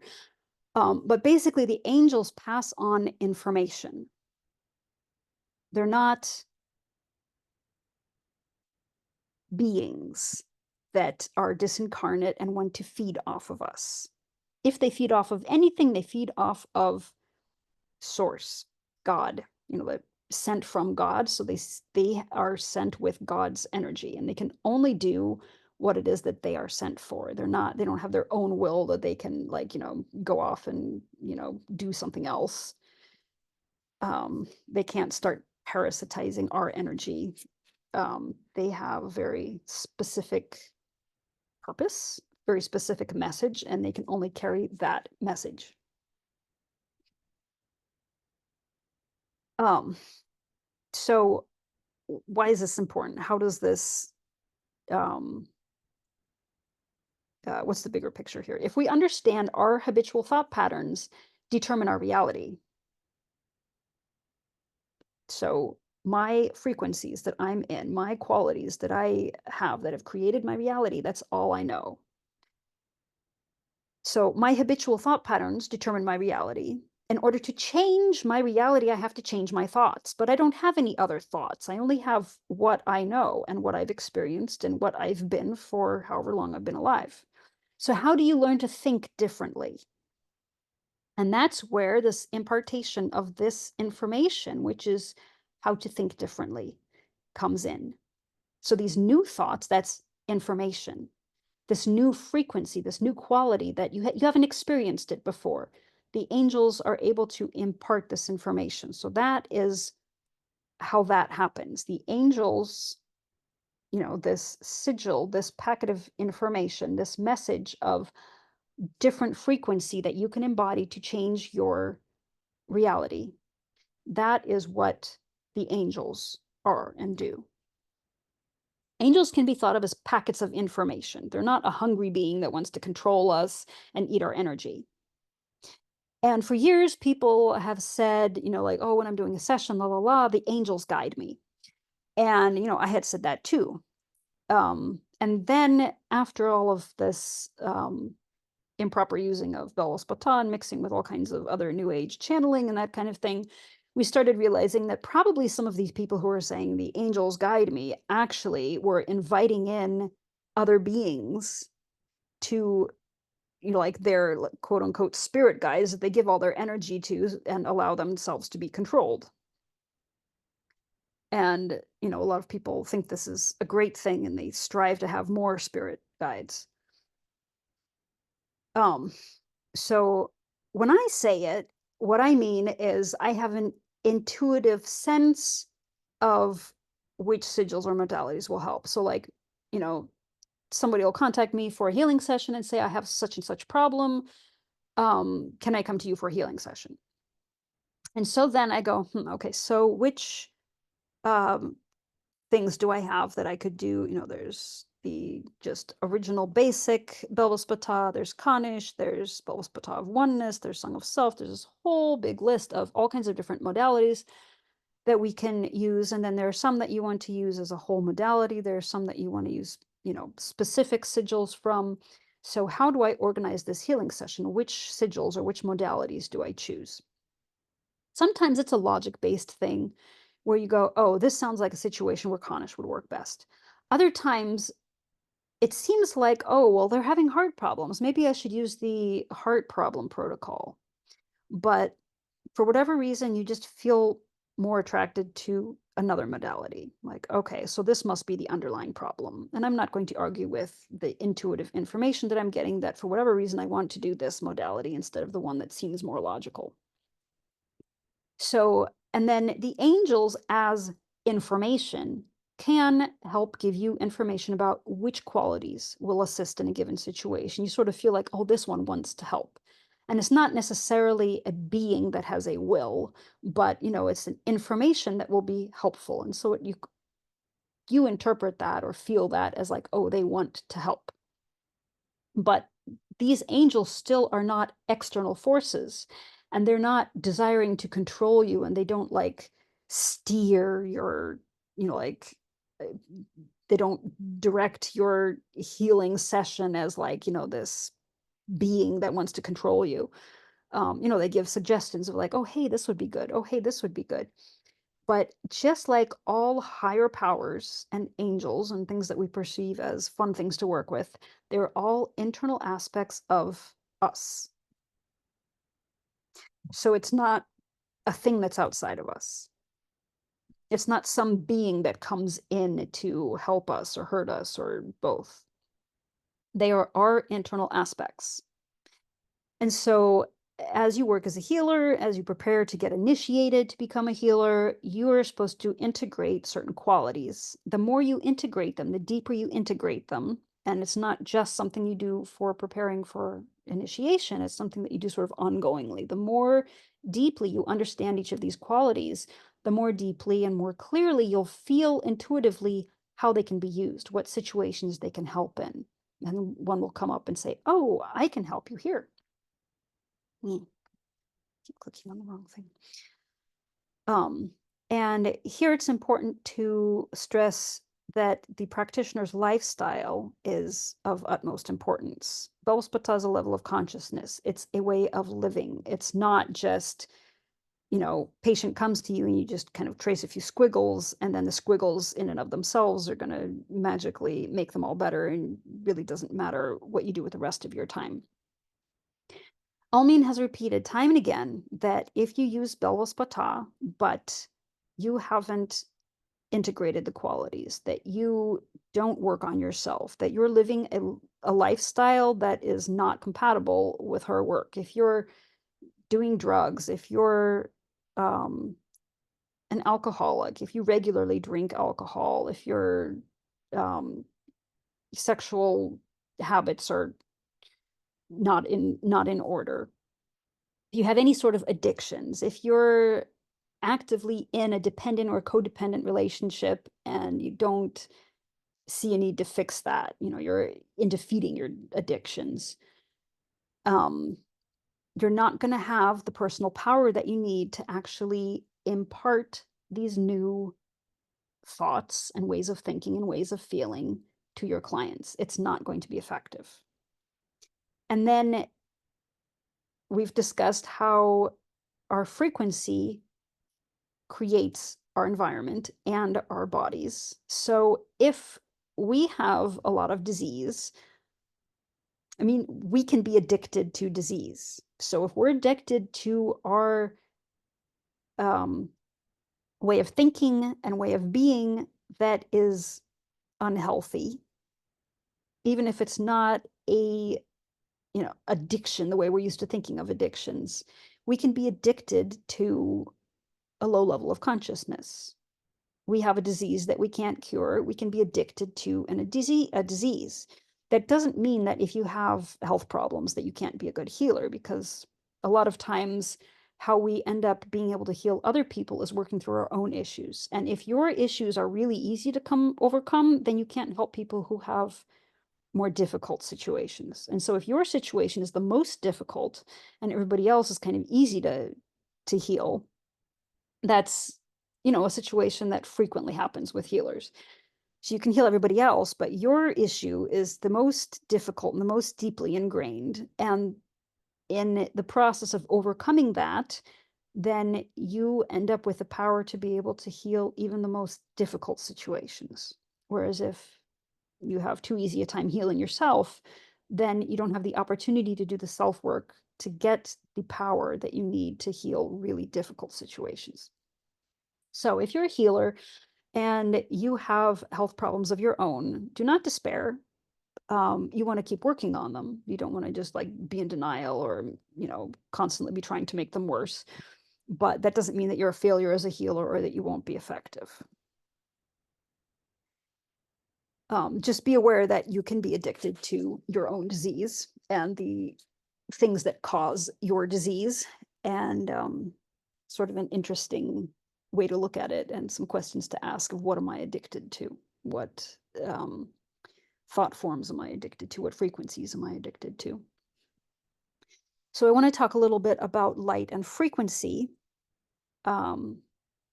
So Almin says that light represents knowledge or information. This is, we talk about angels being packets of information. So um, information is light. Information can be conscious or unconscious, and it can be verbal or nonverbal, like verbal or nonverbal communication. So you can tell somebody something verbally using words, or like somebody walks in and you go, instead of saying, please be quiet. So we have verbal and nonverbal communication, and information can be conscious or unconscious. So you can give somebody unconscious information without actually using words and without engaging their surface mind. And they can get this information and understand it on an unconscious level without their surface mind even knowing what's going on. So usually in Belvaspata, the information that is transferred is at a subconscious level, not a conscious level. but we'll still call it light. So this is the knowledge or information that is being transferred. This is an idea. It's an image of what could be. So we'll call this is the car. We're going to talk about all the different elements of a car and how to drive it. So the information is, let's say, the car. Without gas, without um, being directed somewhere, the car's just going to sit there. But it's there. You have to have the car in order to like drive a car. So the light, the information, this packet of information is this new idea that the person can embody in order to have a new reality. Then we have the frequency component. Frequency is the expression of desire. So emotion is generally desire for something. Describes all 12 of the emotions, the pure emotions, as a desire for something. So it's a driving force. It's what propels you. Oops, and I just realized that emotion's my next thing and frequency is separate. So never mind that. Frequency. The expression of will, desire, so probably more willpower, but it brings information to action. This is the component, this is the intent component. So let's say the gas pedal and the steering wheel, but we still haven't started moving anywhere. So this is where the energy of emotions comes in. So you now have gas in your gas tank and you can move forward. Now you press on the gas pedal and you'll actually have gas coming in and it'll propel forward. So the emotions is the primary contribution of the healer. You integrate the emotions, the pure emotions, and the level to which you integrate them is the level to which they have power to affect your clients. So if you do absolutely no integration at all and you just sort of like wave your hand and like trace these sigils and you have no idea what you're doing, chances are it will not be very effective. It's not just like a magical thing that, like will be magic in the hands of anybody. It's something where you internalize these qualities. The first level is emotions, and you're internalizing these emotions, you're activating them within yourself, allows you to feel these emotions. And then your client can resonate with that. If you are emanating a certain frequency, certain emotion, then your client can resonate with that. And then they are able to actually bring their new reality into existence. So you have the combination of both the packet of information and the energy behind that. And I realize I have confused myself and therefore you guys as well, because I frequency and emotions as two separate points. And basically, I talk about them as being the same. So I apologize for that. We're just going to move on. Emotions. And our first webinar is going to be level 1 about emotions. And so I will try and get myself figured out in terms of emotions and frequency and what I meant to say with that slide by the time we get there. So in the early instructions of how to do a session, the instructions were, take maybe just one pair of emotions and just feel that pair of emotions for, however long you're going to do the session, like half hour. And then later we had all kinds of other, people had integrated those emotions, presumably to the necessary level, and then all these other modalities and sigils. And so it was no longer, just feel that emotion and sit with it during the session. So you don't necessarily need to feel actively the emotion during a session. The fact that it's been activated within you and is there, that's the work that you do in preparation, the whole integration. The fact that the emotions are in you and they've been activated means that they can also be activated in your client through resonance, even if you're not actively trying to feel them. So it's like the activated emotion in you creates a packet of information that can be imparted to the client through activating the emotions within the client. So it's not necessarily you sending the energy of your emotion into your client. The fact that it's activated in you activates their subconscious to feel and receive the information aspect of that. And that information aspect activates the emotion in them. So instead of you are trying to force the emotion on them, it happens in a sort of subconscious information imparting action. Disease is caused by unexpressed qualities. So that creates imbalances in a person's field, and just the 24 pure emotions creates balance and wholeness. So we have all kinds of other things in addition to the pure emotions that we can use during a session. We have the rays of light and, all 4 levels and then different modalities. But you start with the 24 pure emotions, and that creates a sort of basis of balance and wholeness, a healthy immune system, if you will. And so that's why it's important for you as a healer to integrate all of the emotions, not just like 2 of them that you like. Wholeness, like a disease, is contagious. And so the more time your client spends in your presence, but specifically during a healing session where you're actively imparting these things to them, that wholeness is going to be contagious. And then if you have issues in your own life, of course, it makes sense to spend time figuring out which things you're not expressing enough and which things you need to integrate and express more. Um, as we've said before, if you trace the sigil, but you don't, its quality is not activated in you, there will be no effect. It's not a magical thing that works by itself.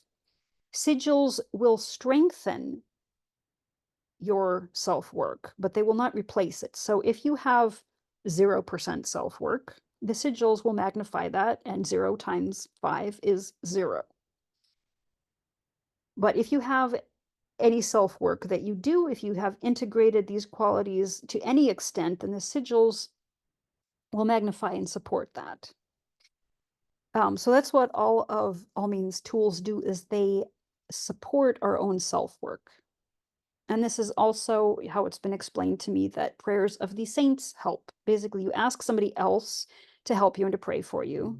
You ask a saint who's, alive in Christ to pray for you, but you don't pray to them because they're not God. And if you're not praying to, your inner being, there's no effect for them to magnify. They can't replace your prayers for yourself. They can just strengthen your prayers and make them more heard.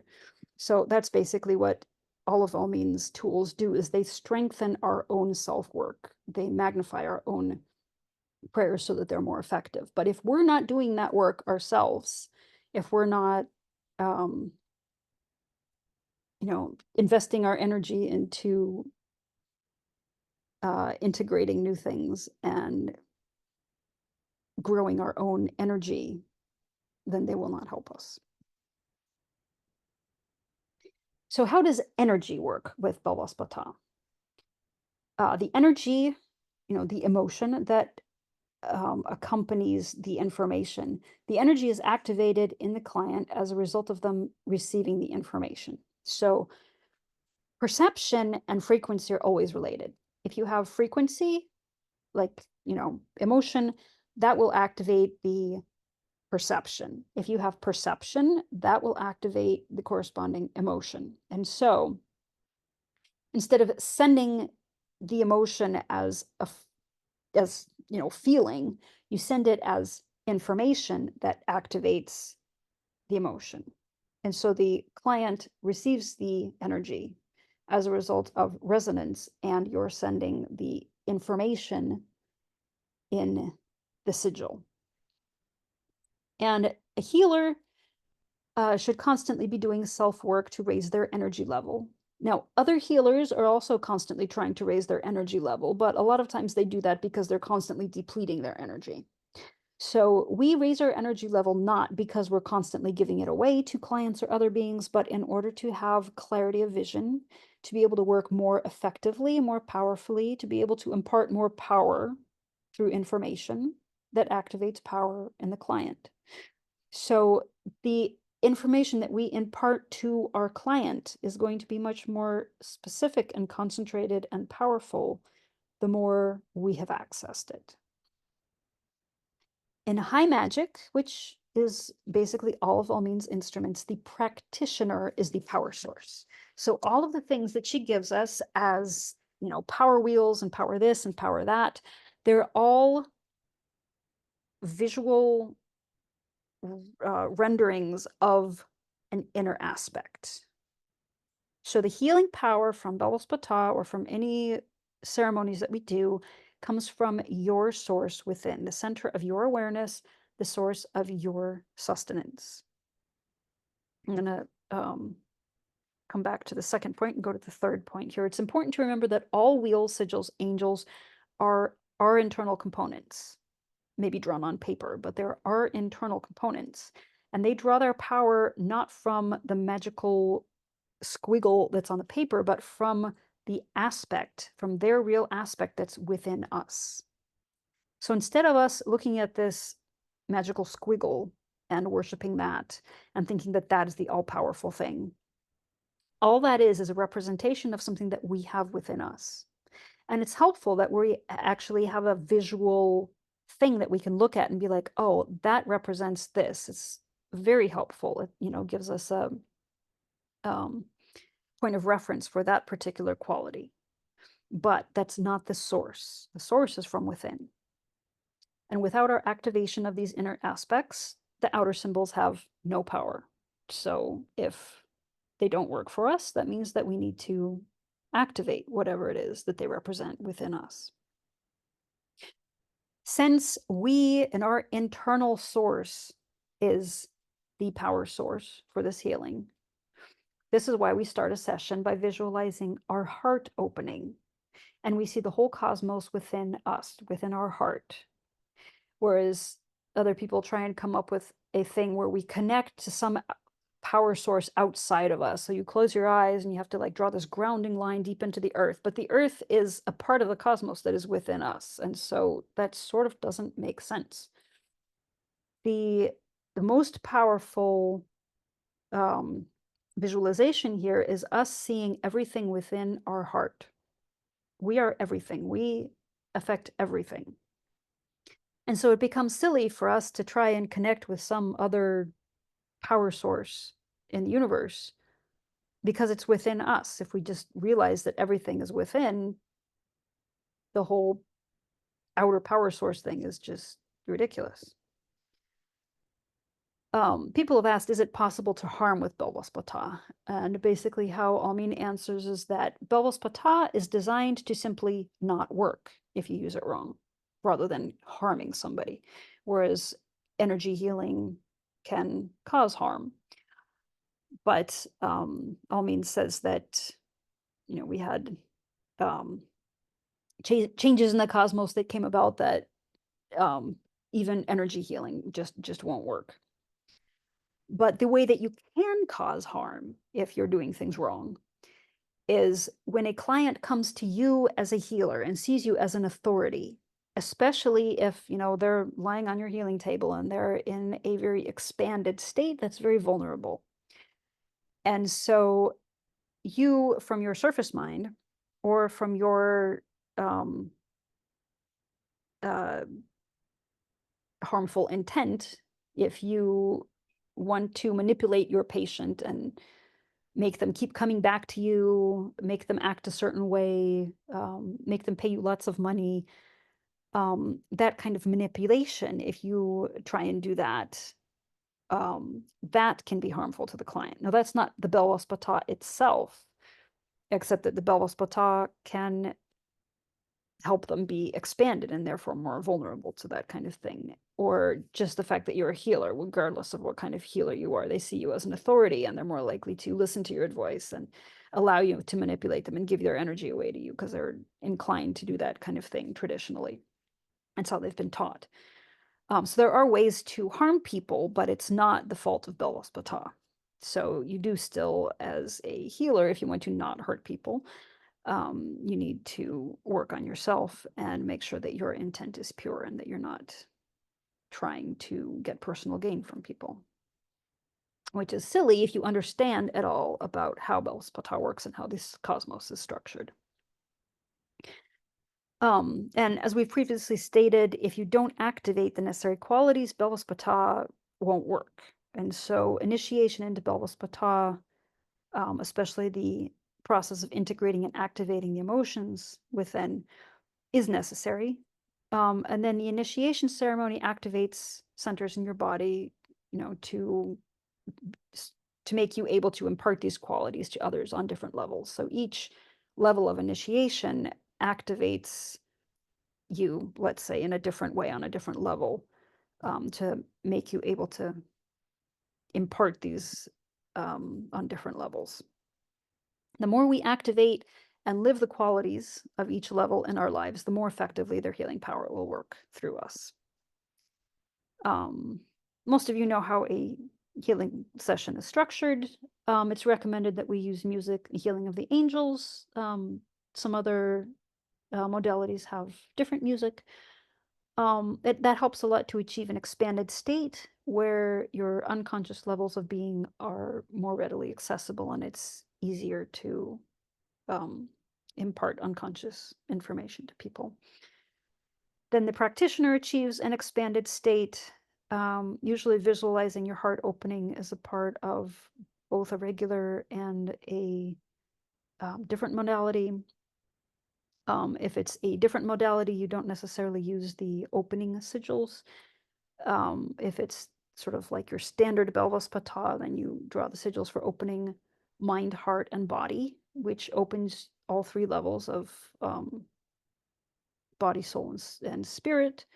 It enables healing of your whole being. It opens you to the healing energies.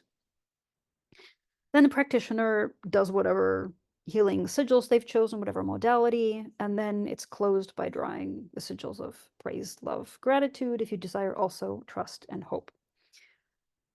So most of you know that. Those of you who have not been active with Belvaspata, it's a very basic structure. So you open the healing session, you do your healing session, and then you close it. Um, and this is my second to last slide, I believe. When is it okay to record a session or work with a group? So this was like that big question, and hopefully you all have gotten your answers already. But the basic point was that if you're working with a group of people, the healing energies get sort of diffuse, you know, and um, and so you're sort of watering down the effect that it's going to have. And then when you're working with a session, you have a specific intent. So individual comes and they have a particular issue, a particular situation. Even if you have other people who have the same medical problem, the way it's formed in their lives is going to be different for each individual. So if you are working with somebody, you can record the session of you working with them and you can give it to them to continue working with. And it's basically a continuation of the same session. So they can like listen to it as they sleep. A lot of times people actually get they find it beneficial. They have more results from listening to the recording, but it doesn't replace an actual healing session. It's just a support of the healing session you've already done.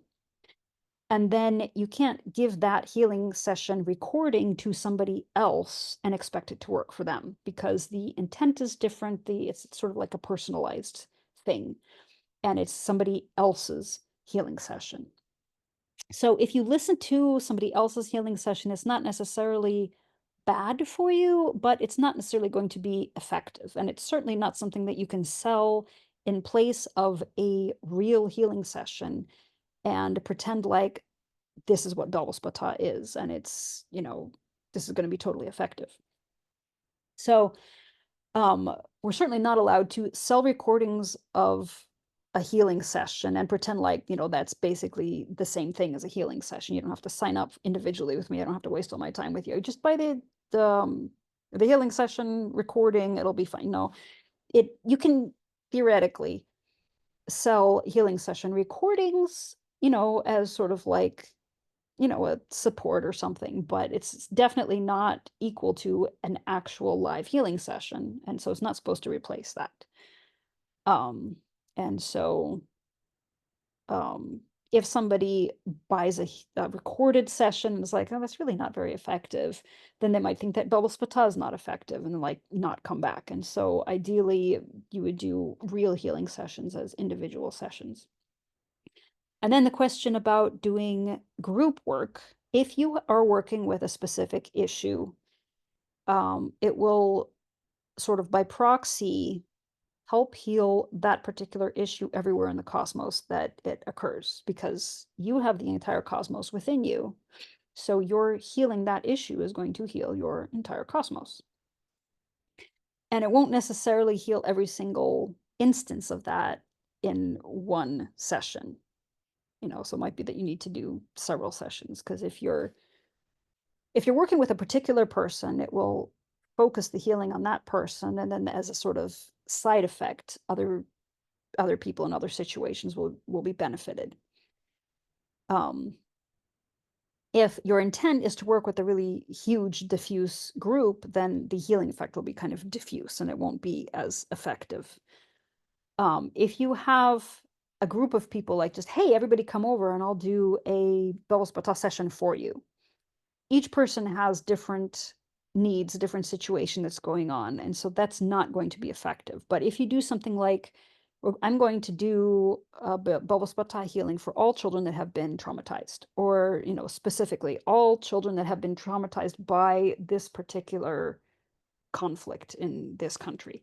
The more specific you get it, the more helpful it's going to be. So that's why when she's said, oh, please, everybody, do these Belvaspata sigils for all the children in the world that have been traumatized. Do them every day, because it's not going to be one session for that diffuse a group is not going to be as effective. And so you have to do it more often. Hopefully that's brought clarity if it was lacking in any of those topics. And then that was it. So we have some things that have been going on in the chat. And if anybody has questions, please let me know. We can please type them in the chat and we will go over them.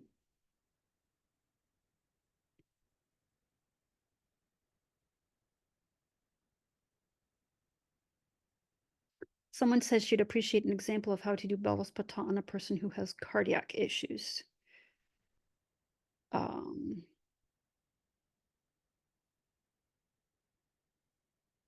Some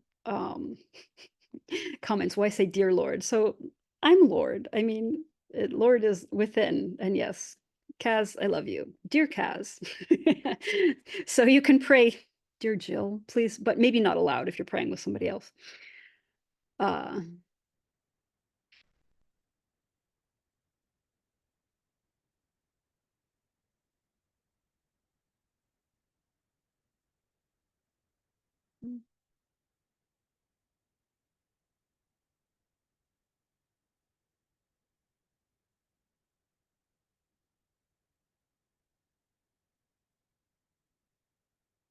Okay, so yes, the cardiac issues was a question, and then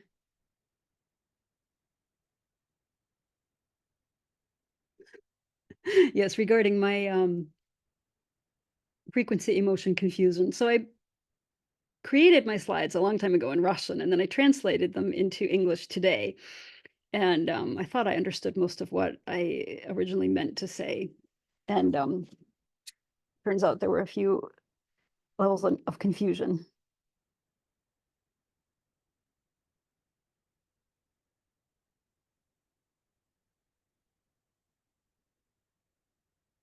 So it seems like emotions and frequency are the same thing, but I will try and so our first the first level is the pure emotions, and so I will definitely try and figure out what I'm talking about before then.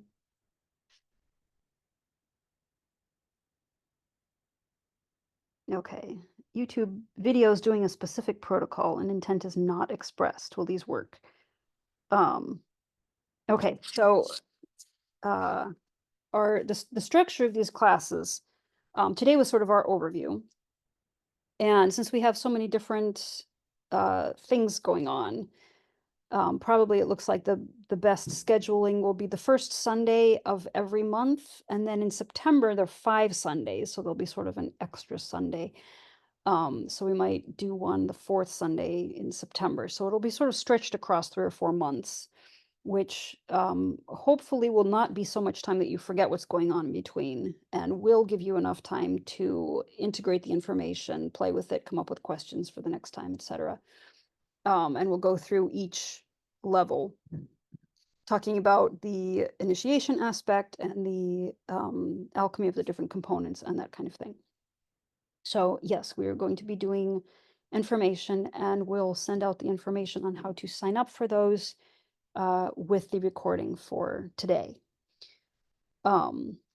If you do a specific protocol, in a sense, there is an intent in that specific protocol. So like Kanish, the intent is for enlightenment, and it depends, generally you have a specific person you're doing it for, like yourself, if there's like nobody specific. So it's like we're trying to activate enlightenment within.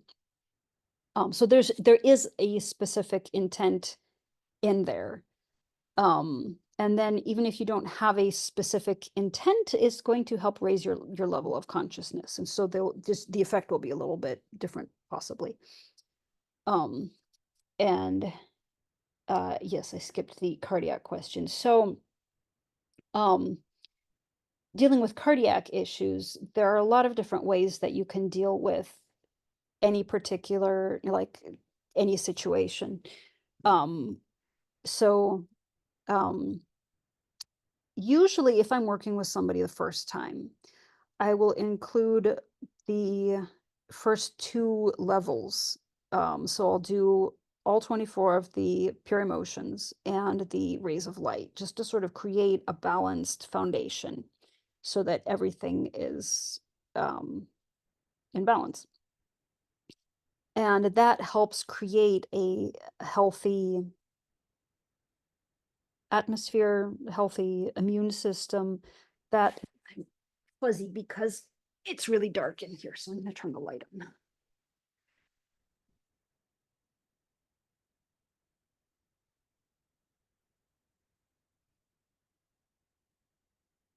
Um, so you can use the emotions and the rays of light for basically any problem, and that's sort of like, um, an immune system boost, or, it will help create balance in their expression, that they'll be able to express more completely. And it's possible that that in and of itself will be healing for the cardiac issues. Um, and then uh, it could be that there are, cardiac issues. You want to also look at the emotional causes of that, like if they're um, not able to express fully, and that they sort of, they feel closed and clogged and stagnant. The Song of Self can help them express more. Um, and then Belvaspata of Oneness has several different sets in it. There's the joints and um, the bodily systems and the emotions, and there's a bunch that I don't use a whole lot because they seem sort of abstract. But specifically for physical ailments, Belvaspata of Oneness can be useful as well. If you do all the bodily systems, that includes the circulatory system. Um, and then you also have the protocol for cardiac issues. That one's pretty involved. It has a huge number of wheels that you need to print out and then create a ceremonial circle around yourself. And so if you have a client lying there and you're like, which modality should I do? They just said that they have cardiac issues.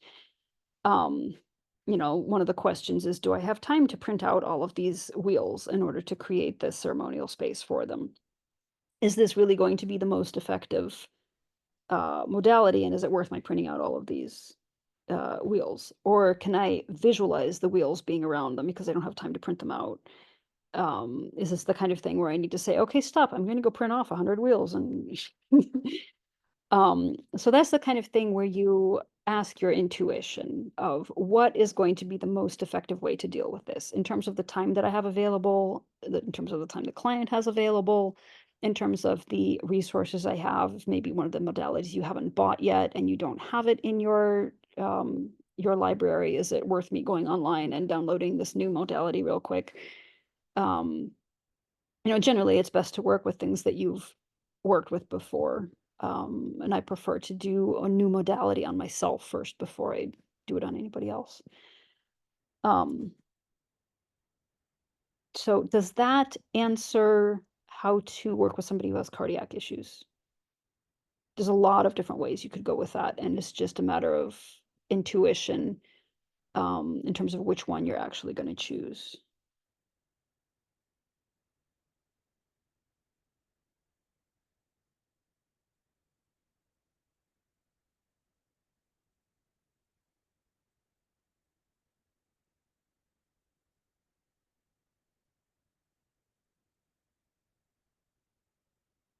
Um, so I see a question from Laura. She asks, when you say sigils that are foreign to you won't have any effect, um, is that any sigil, like, some of the weird ones in Kanish that you're like, what does that even mean? Or is it just the sigils that are relevant for initiation? Um, Yeah, especially if you're doing a new protocol for the first time, like Kanish, like you don't do an integration process for Kanish, you just like sit down and do it. Um, and I guess that's probably one of the reasons that I prefer to do a new protocol for myself first, rather than like, oh, I just downloaded this new protocol, let me do it for you. And in my experience, especially in the beginning when we were working with Belvaspata, anytime I tried doing a Belvaspata protocol the first time for myself, I really felt it powerfully. It was like, "Ooh, that's wow." Ugh. And then after that, I never felt that effect anymore. Like I'd do it for somebody else, or I'd like do it a second time for myself, and I never felt this like, "Ooh." So it's entirely possible that, yeah, the first time you do it is sort of like the integration process, and so it's a really good idea to do that for yourself first because it won't necessarily be effective for somebody else. I've also found that, like with Kanish, it's supposed to be helpful with enlightenment and helpful with fear of change. And I've found that if I'm like, oh, well, I want to do all 5 levels because, like, I'm not sure when I'm going to be able to come back to this, and that'll probably be the most, effective. And, I don't have, all 5 levels can take kind of a while. And I'm like, "Oh, I only have, like, an hour or 2 to do this. Oh, am I gonna get through all of the sigils?" And I do it sort of quickly rather than trying to, like, sometimes you'd like, no emotion, and you just sort of, like no emotion, no thought, you just sort of do them in sort of a prayer state, let's say. Other times you're like, "What the heck even is that?" And you have thoughts that are getting in the way, but you're like, "No, stop. I have to do this. I have to," and there's sort of like an emotional pressure. I have found those sessions to not be effective. Sometimes to have the opposite effect because I get irritated because I'm trying to hurry and, this person is being annoying, and then I do a session for them, without their permission, but to sort of like solve the issue of our conflict, and it doesn't end up being less of a conflict. Um,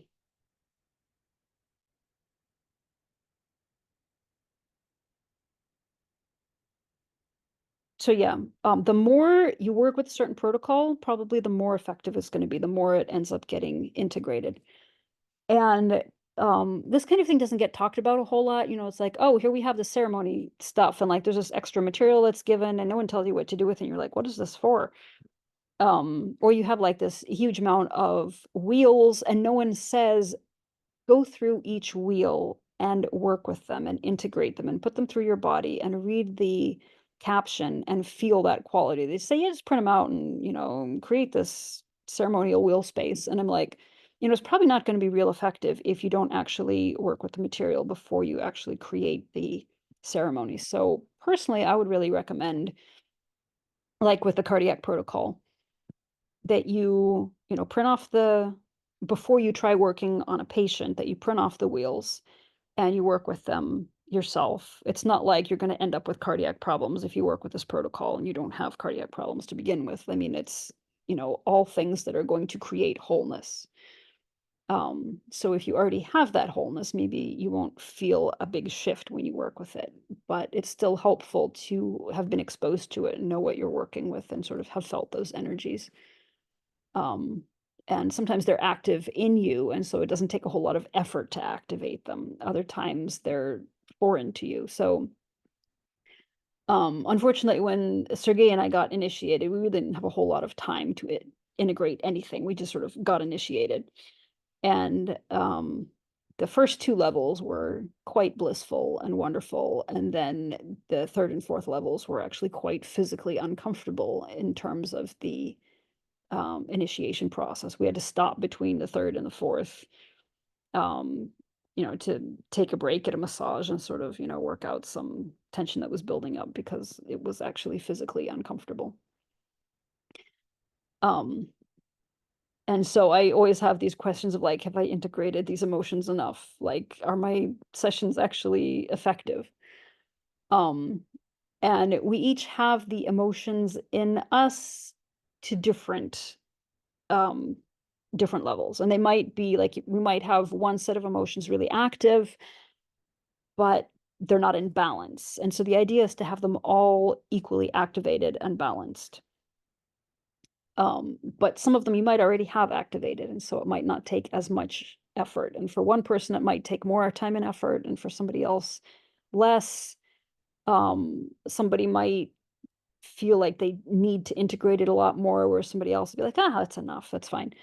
Sometimes more integration happens as you work with them versus beforehand. So the whole process is really very individual and it's different for every person.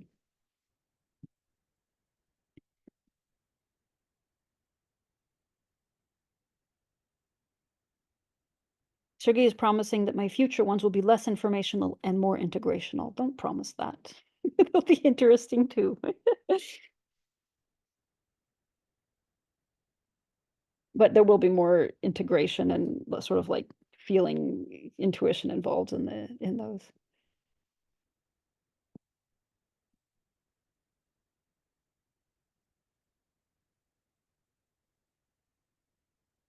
Okay. I think I've answered all the questions that have appeared in chat so far. Are there any more?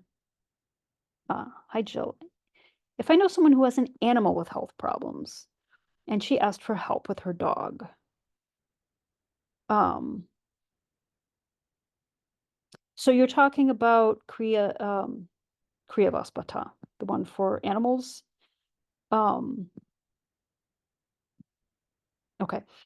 Uh, I was wondering if I should send her the protocol, but she smokes marijuana and that might not be beneficial. I'm wondering what Sergey thinks about that. Um, What exactly? Somebody who wants to perform Cryospata smokes marijuana.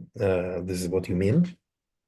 the friend has a dog and wants healing help and support, but smokes marijuana. Is it a good idea to send her the protocol and say, hi, you can work with your dog yourself. You don't need me Maybe to it would be support." better idea just to work for her dog, uh, you by yourself, for her dog, not So that was the ask question. her, not ask her to work, because if she mixes Krievas so any Almins tool, any Almins modality, any Almins teaching, if we mix with drugs, with alcohol, it will bring chaos into this person's life. And we don't want this to happen.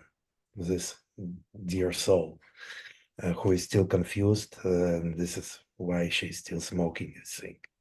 She's still in this confused state. But any practitioner can work with her dog. Although the dog exemplifies, dogs pets tend to embody problems that their owners have. And so it might not be a bad idea to do a session for her. I'm assuming these are distance sessions that you Of sort of. course, we can do session. Yes, we can do sessions for any person, regardless of what he smokes, what he drinks. We can do sessions for someone, but asking or suggesting someone to do session if he's still confused in his lifestyle, this is what I'm talking about. We would rather not do this. Yeah. But So depending on for this lady and for her dog, this is absolutely okay. A recipient, otherwise, how can they change if nobody works for them with them? So maybe you give her a chance. Maybe she'll feel something, this non-verbal communication through your session done for her, and it will change her life. And you can also, depending on her receptivity and her level of consciousness, you can try explaining that secondhand smoke, even from marijuana, isn't good for pets either, and that it might And not. Jill, you're absolutely correct. We need to educate people. This is one of the directions that we need to move. Sometimes we are too shy or too fearful. Sometimes we think what other people think about us if we say things. But my experience says that people usually thank me when I'm direct with them. And I saw many lives change just because I was uncompromised, I was direct. So it's a good idea to discuss with this person her lifestyle, marijuana, and the like. Also, if you're able to impart to her that pets frequently will embody problems of their owners, and yeah, help her to direct some attention and thought to what in me, from her point of view, what might be causing this issue with the dog and what kind of issues. And then you can suggest, would it be okay if I did a healing session for you to help your dog, and see if she's interested. Sometimes people are like, "Ooh, that's my problem. I don't want to work. I don't want you working with that." But other times people just don't realize that there's a connection and that, they can end up getting help through this, and their dog can help them by giving them the motivation to raise their style of living and their health level. Sometimes, I would encourage any steps toward open communication to the extent of its possibility. I understand that we have different levels of receptivity. Different people manifest different levels of receptivity. This is absolutely understandable. So, like Almin says very often, that she can give different answers to the same question because different people ask, because she knows with her inner knowing how to approach a person on his level of receptivity. So Almin gives us an example of herself to do the same. You have the same omnisensory perception, you have your inner senses, you have your inner knowing, and you'll always know how to proceed. Mhm. somebody asks, can you do Belvaspata for someone else's pet without asking and for free? Um, so if you're going to do any sort of healing session without asking somebody, obviously it's going to be for free. Um, so that's actually a really complicated question. And like there's all kinds of rules about who you can pray for, who you can have your church pray for. Um, like in an Orthodox church, in order to put somebody on a prayer list for the priests and the church structure to pray for. The person has to have been baptized specifically into the Russian Orthodox But Church. this That church is means, we can use Belvaspata for anyone without hold on, I have a point. So like the person has like submitted themselves to the authority of specifically the Russian Orthodox Church, and so the Russian Orthodox Church can pray for them. But you as an individual can pray for people that you can't ask like the church authority to pray for because they're maybe not baptized, but they're your relatives or they're your friends or they're, somebody that you have. And so, and yet there are people that possibly you don't have the authority to pray for. So that's the kind of thing that you need to ask your intuition. You need to ask for permission. Um, So generally speaking, the answer is you can't hurt anybody with Belvaspata. You can't hurt anybody with Kriavaspata. Yes, but I can imagine situations where, sometimes you have what's called a healing crisis. So you do Belvaspata for somebody and their whole life is ruined because their former structures of how life is supposed to be have made way for a higher level of being, but it looks like chaos and destruction. But And it so, concerns he- partition. It concerns the partitioner, Jill. oh, Because as a general rule, Almin says that when we work with Belvaspata for someone, and if he is ready and receptive, he'll receive a blessing. But if he's not ready and not receptive, the blessing might reach his field, but it will not get into it because it will just probably it will just go back to practitioner. or it'll hover.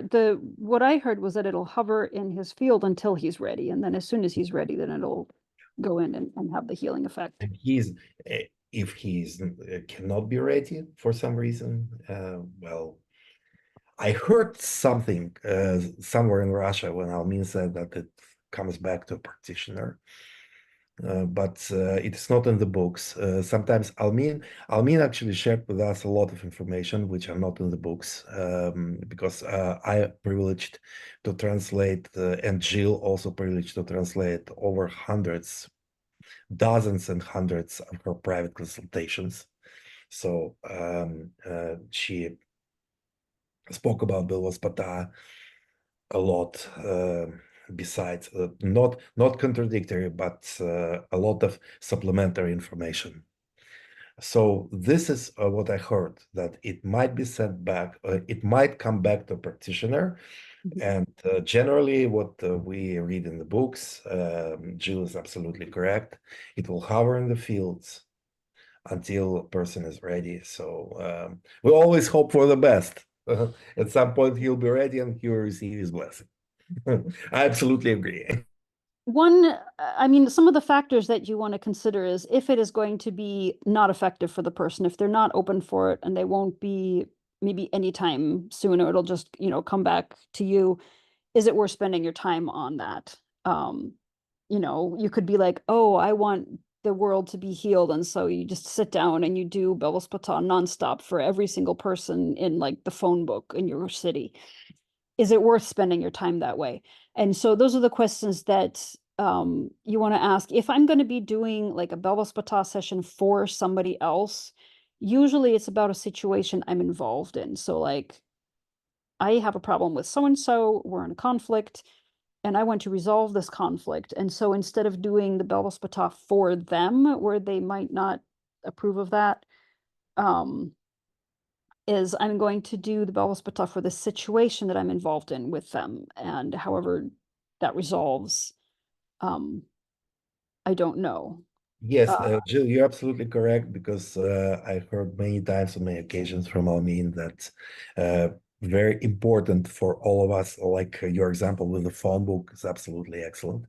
Um, you should, it was Almin's words, you should be um, careful about your management, about your self-management, time management, prioritization, prioritizing things.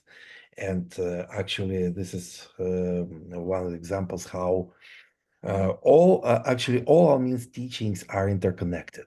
So we cannot just single out Belvaspata and make out of it, separate body of teaching or structure, organization around it, or any other kivesta or whatever. So we need to know the context. So it's very important for all practitioners of Belvaspata to study other Almin's materials, books, online courses, and we offer a lot from Team Almin Russia, so that it's very important to know the context, and then everything will be clear. Mhm. And then one of the other things that I try and keep in mind if I'm going to be doing any kind of healing session for someone without their knowledge of it, when you have agreed with somebody that you're going to do a healing session, okay, so today at 5 p.m., I'm going to be doing a healing session for you. I recommend that you lie down and you receive it as a healing session, even though it's a distance healing session and you're not going to be in my house receiving it. And a lot of times people feel effects from, so like you're doing a healing session for somebody and suddenly they get really tired and they fall asleep, and that's beneficial for them receiving the healing. But if the person is doing something important and all of a sudden they start getting really tired because you're doing a surprise Belvaspata session for them, that might not be really beneficial for them in their lives. And so I'm like, what would be a good time? So sometimes you can do it sort of like in timelessness and just have the intention that this is going to help them whenever they're able to receive it. Or I try and time it so that they'll probably be sleeping at the time that I'm doing their healing session. And so I don't hopefully have to worry about getting in the way of their doing daily activities. Because there's a lot of things that you sort of don't think of, and it seems like you have this great intent. And sometimes you ask, oh, should I do this and such for so and so? And you get a no, and you're like, well, then how can that be right? It can't hurt them.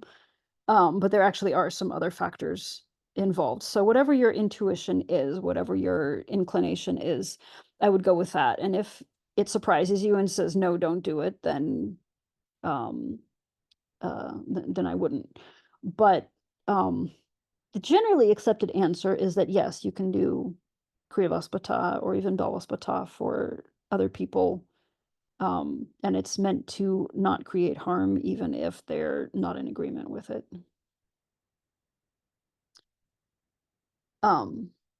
Joy is asking, where can the information be found? So other than the stuff that Almin has added verbally and just sort of mentioned in passing to Sergey or in private consultation, basically all of the information about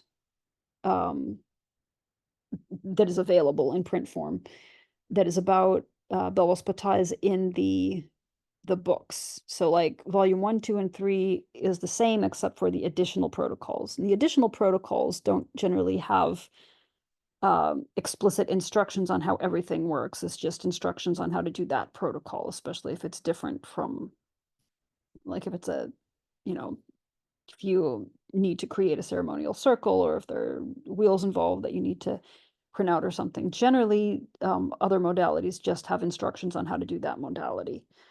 And the general information about Belvaspata is in the first part of the Belvaspata books about basic Belvaspata.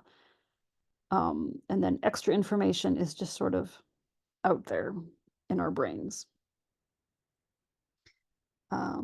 And Sergey says, Dear Joy, we will keep working in this direction and during the upcoming webinars, and the process is ongoing, but do not hesitate to ask us practical or situational questions.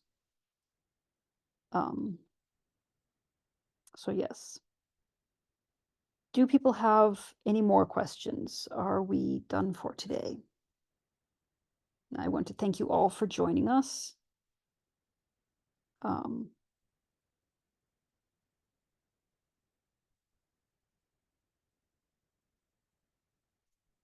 And as I said, it is an ongoing process, so please don't hesitate to ask us your questions in Telegram groups or privately. Use our email contact information or our Telegram private contact information, just whatever channel of communication is more preferable to you. It's not like we ended the webinar and we ended communication. We remain in contact, we remain in communication, and we are going to stay with you forever. First, Are you going to live forever? Of course. Yeah, we are immortal masters, so we'll stay together forever. So our first webinar will be August 4th. yeah, Jill. And they'll be basically once a month. We may have 2 in September. So hopefully this has helped you a lot. If you have any other questions, feel free to email us at sergey@almin.net. Thank you for joining us, and yeah. So we will send you the recording of this, especially if you weren't able to be present for the whole thing. And we will also send you a link for our first webinar. Thank you so much.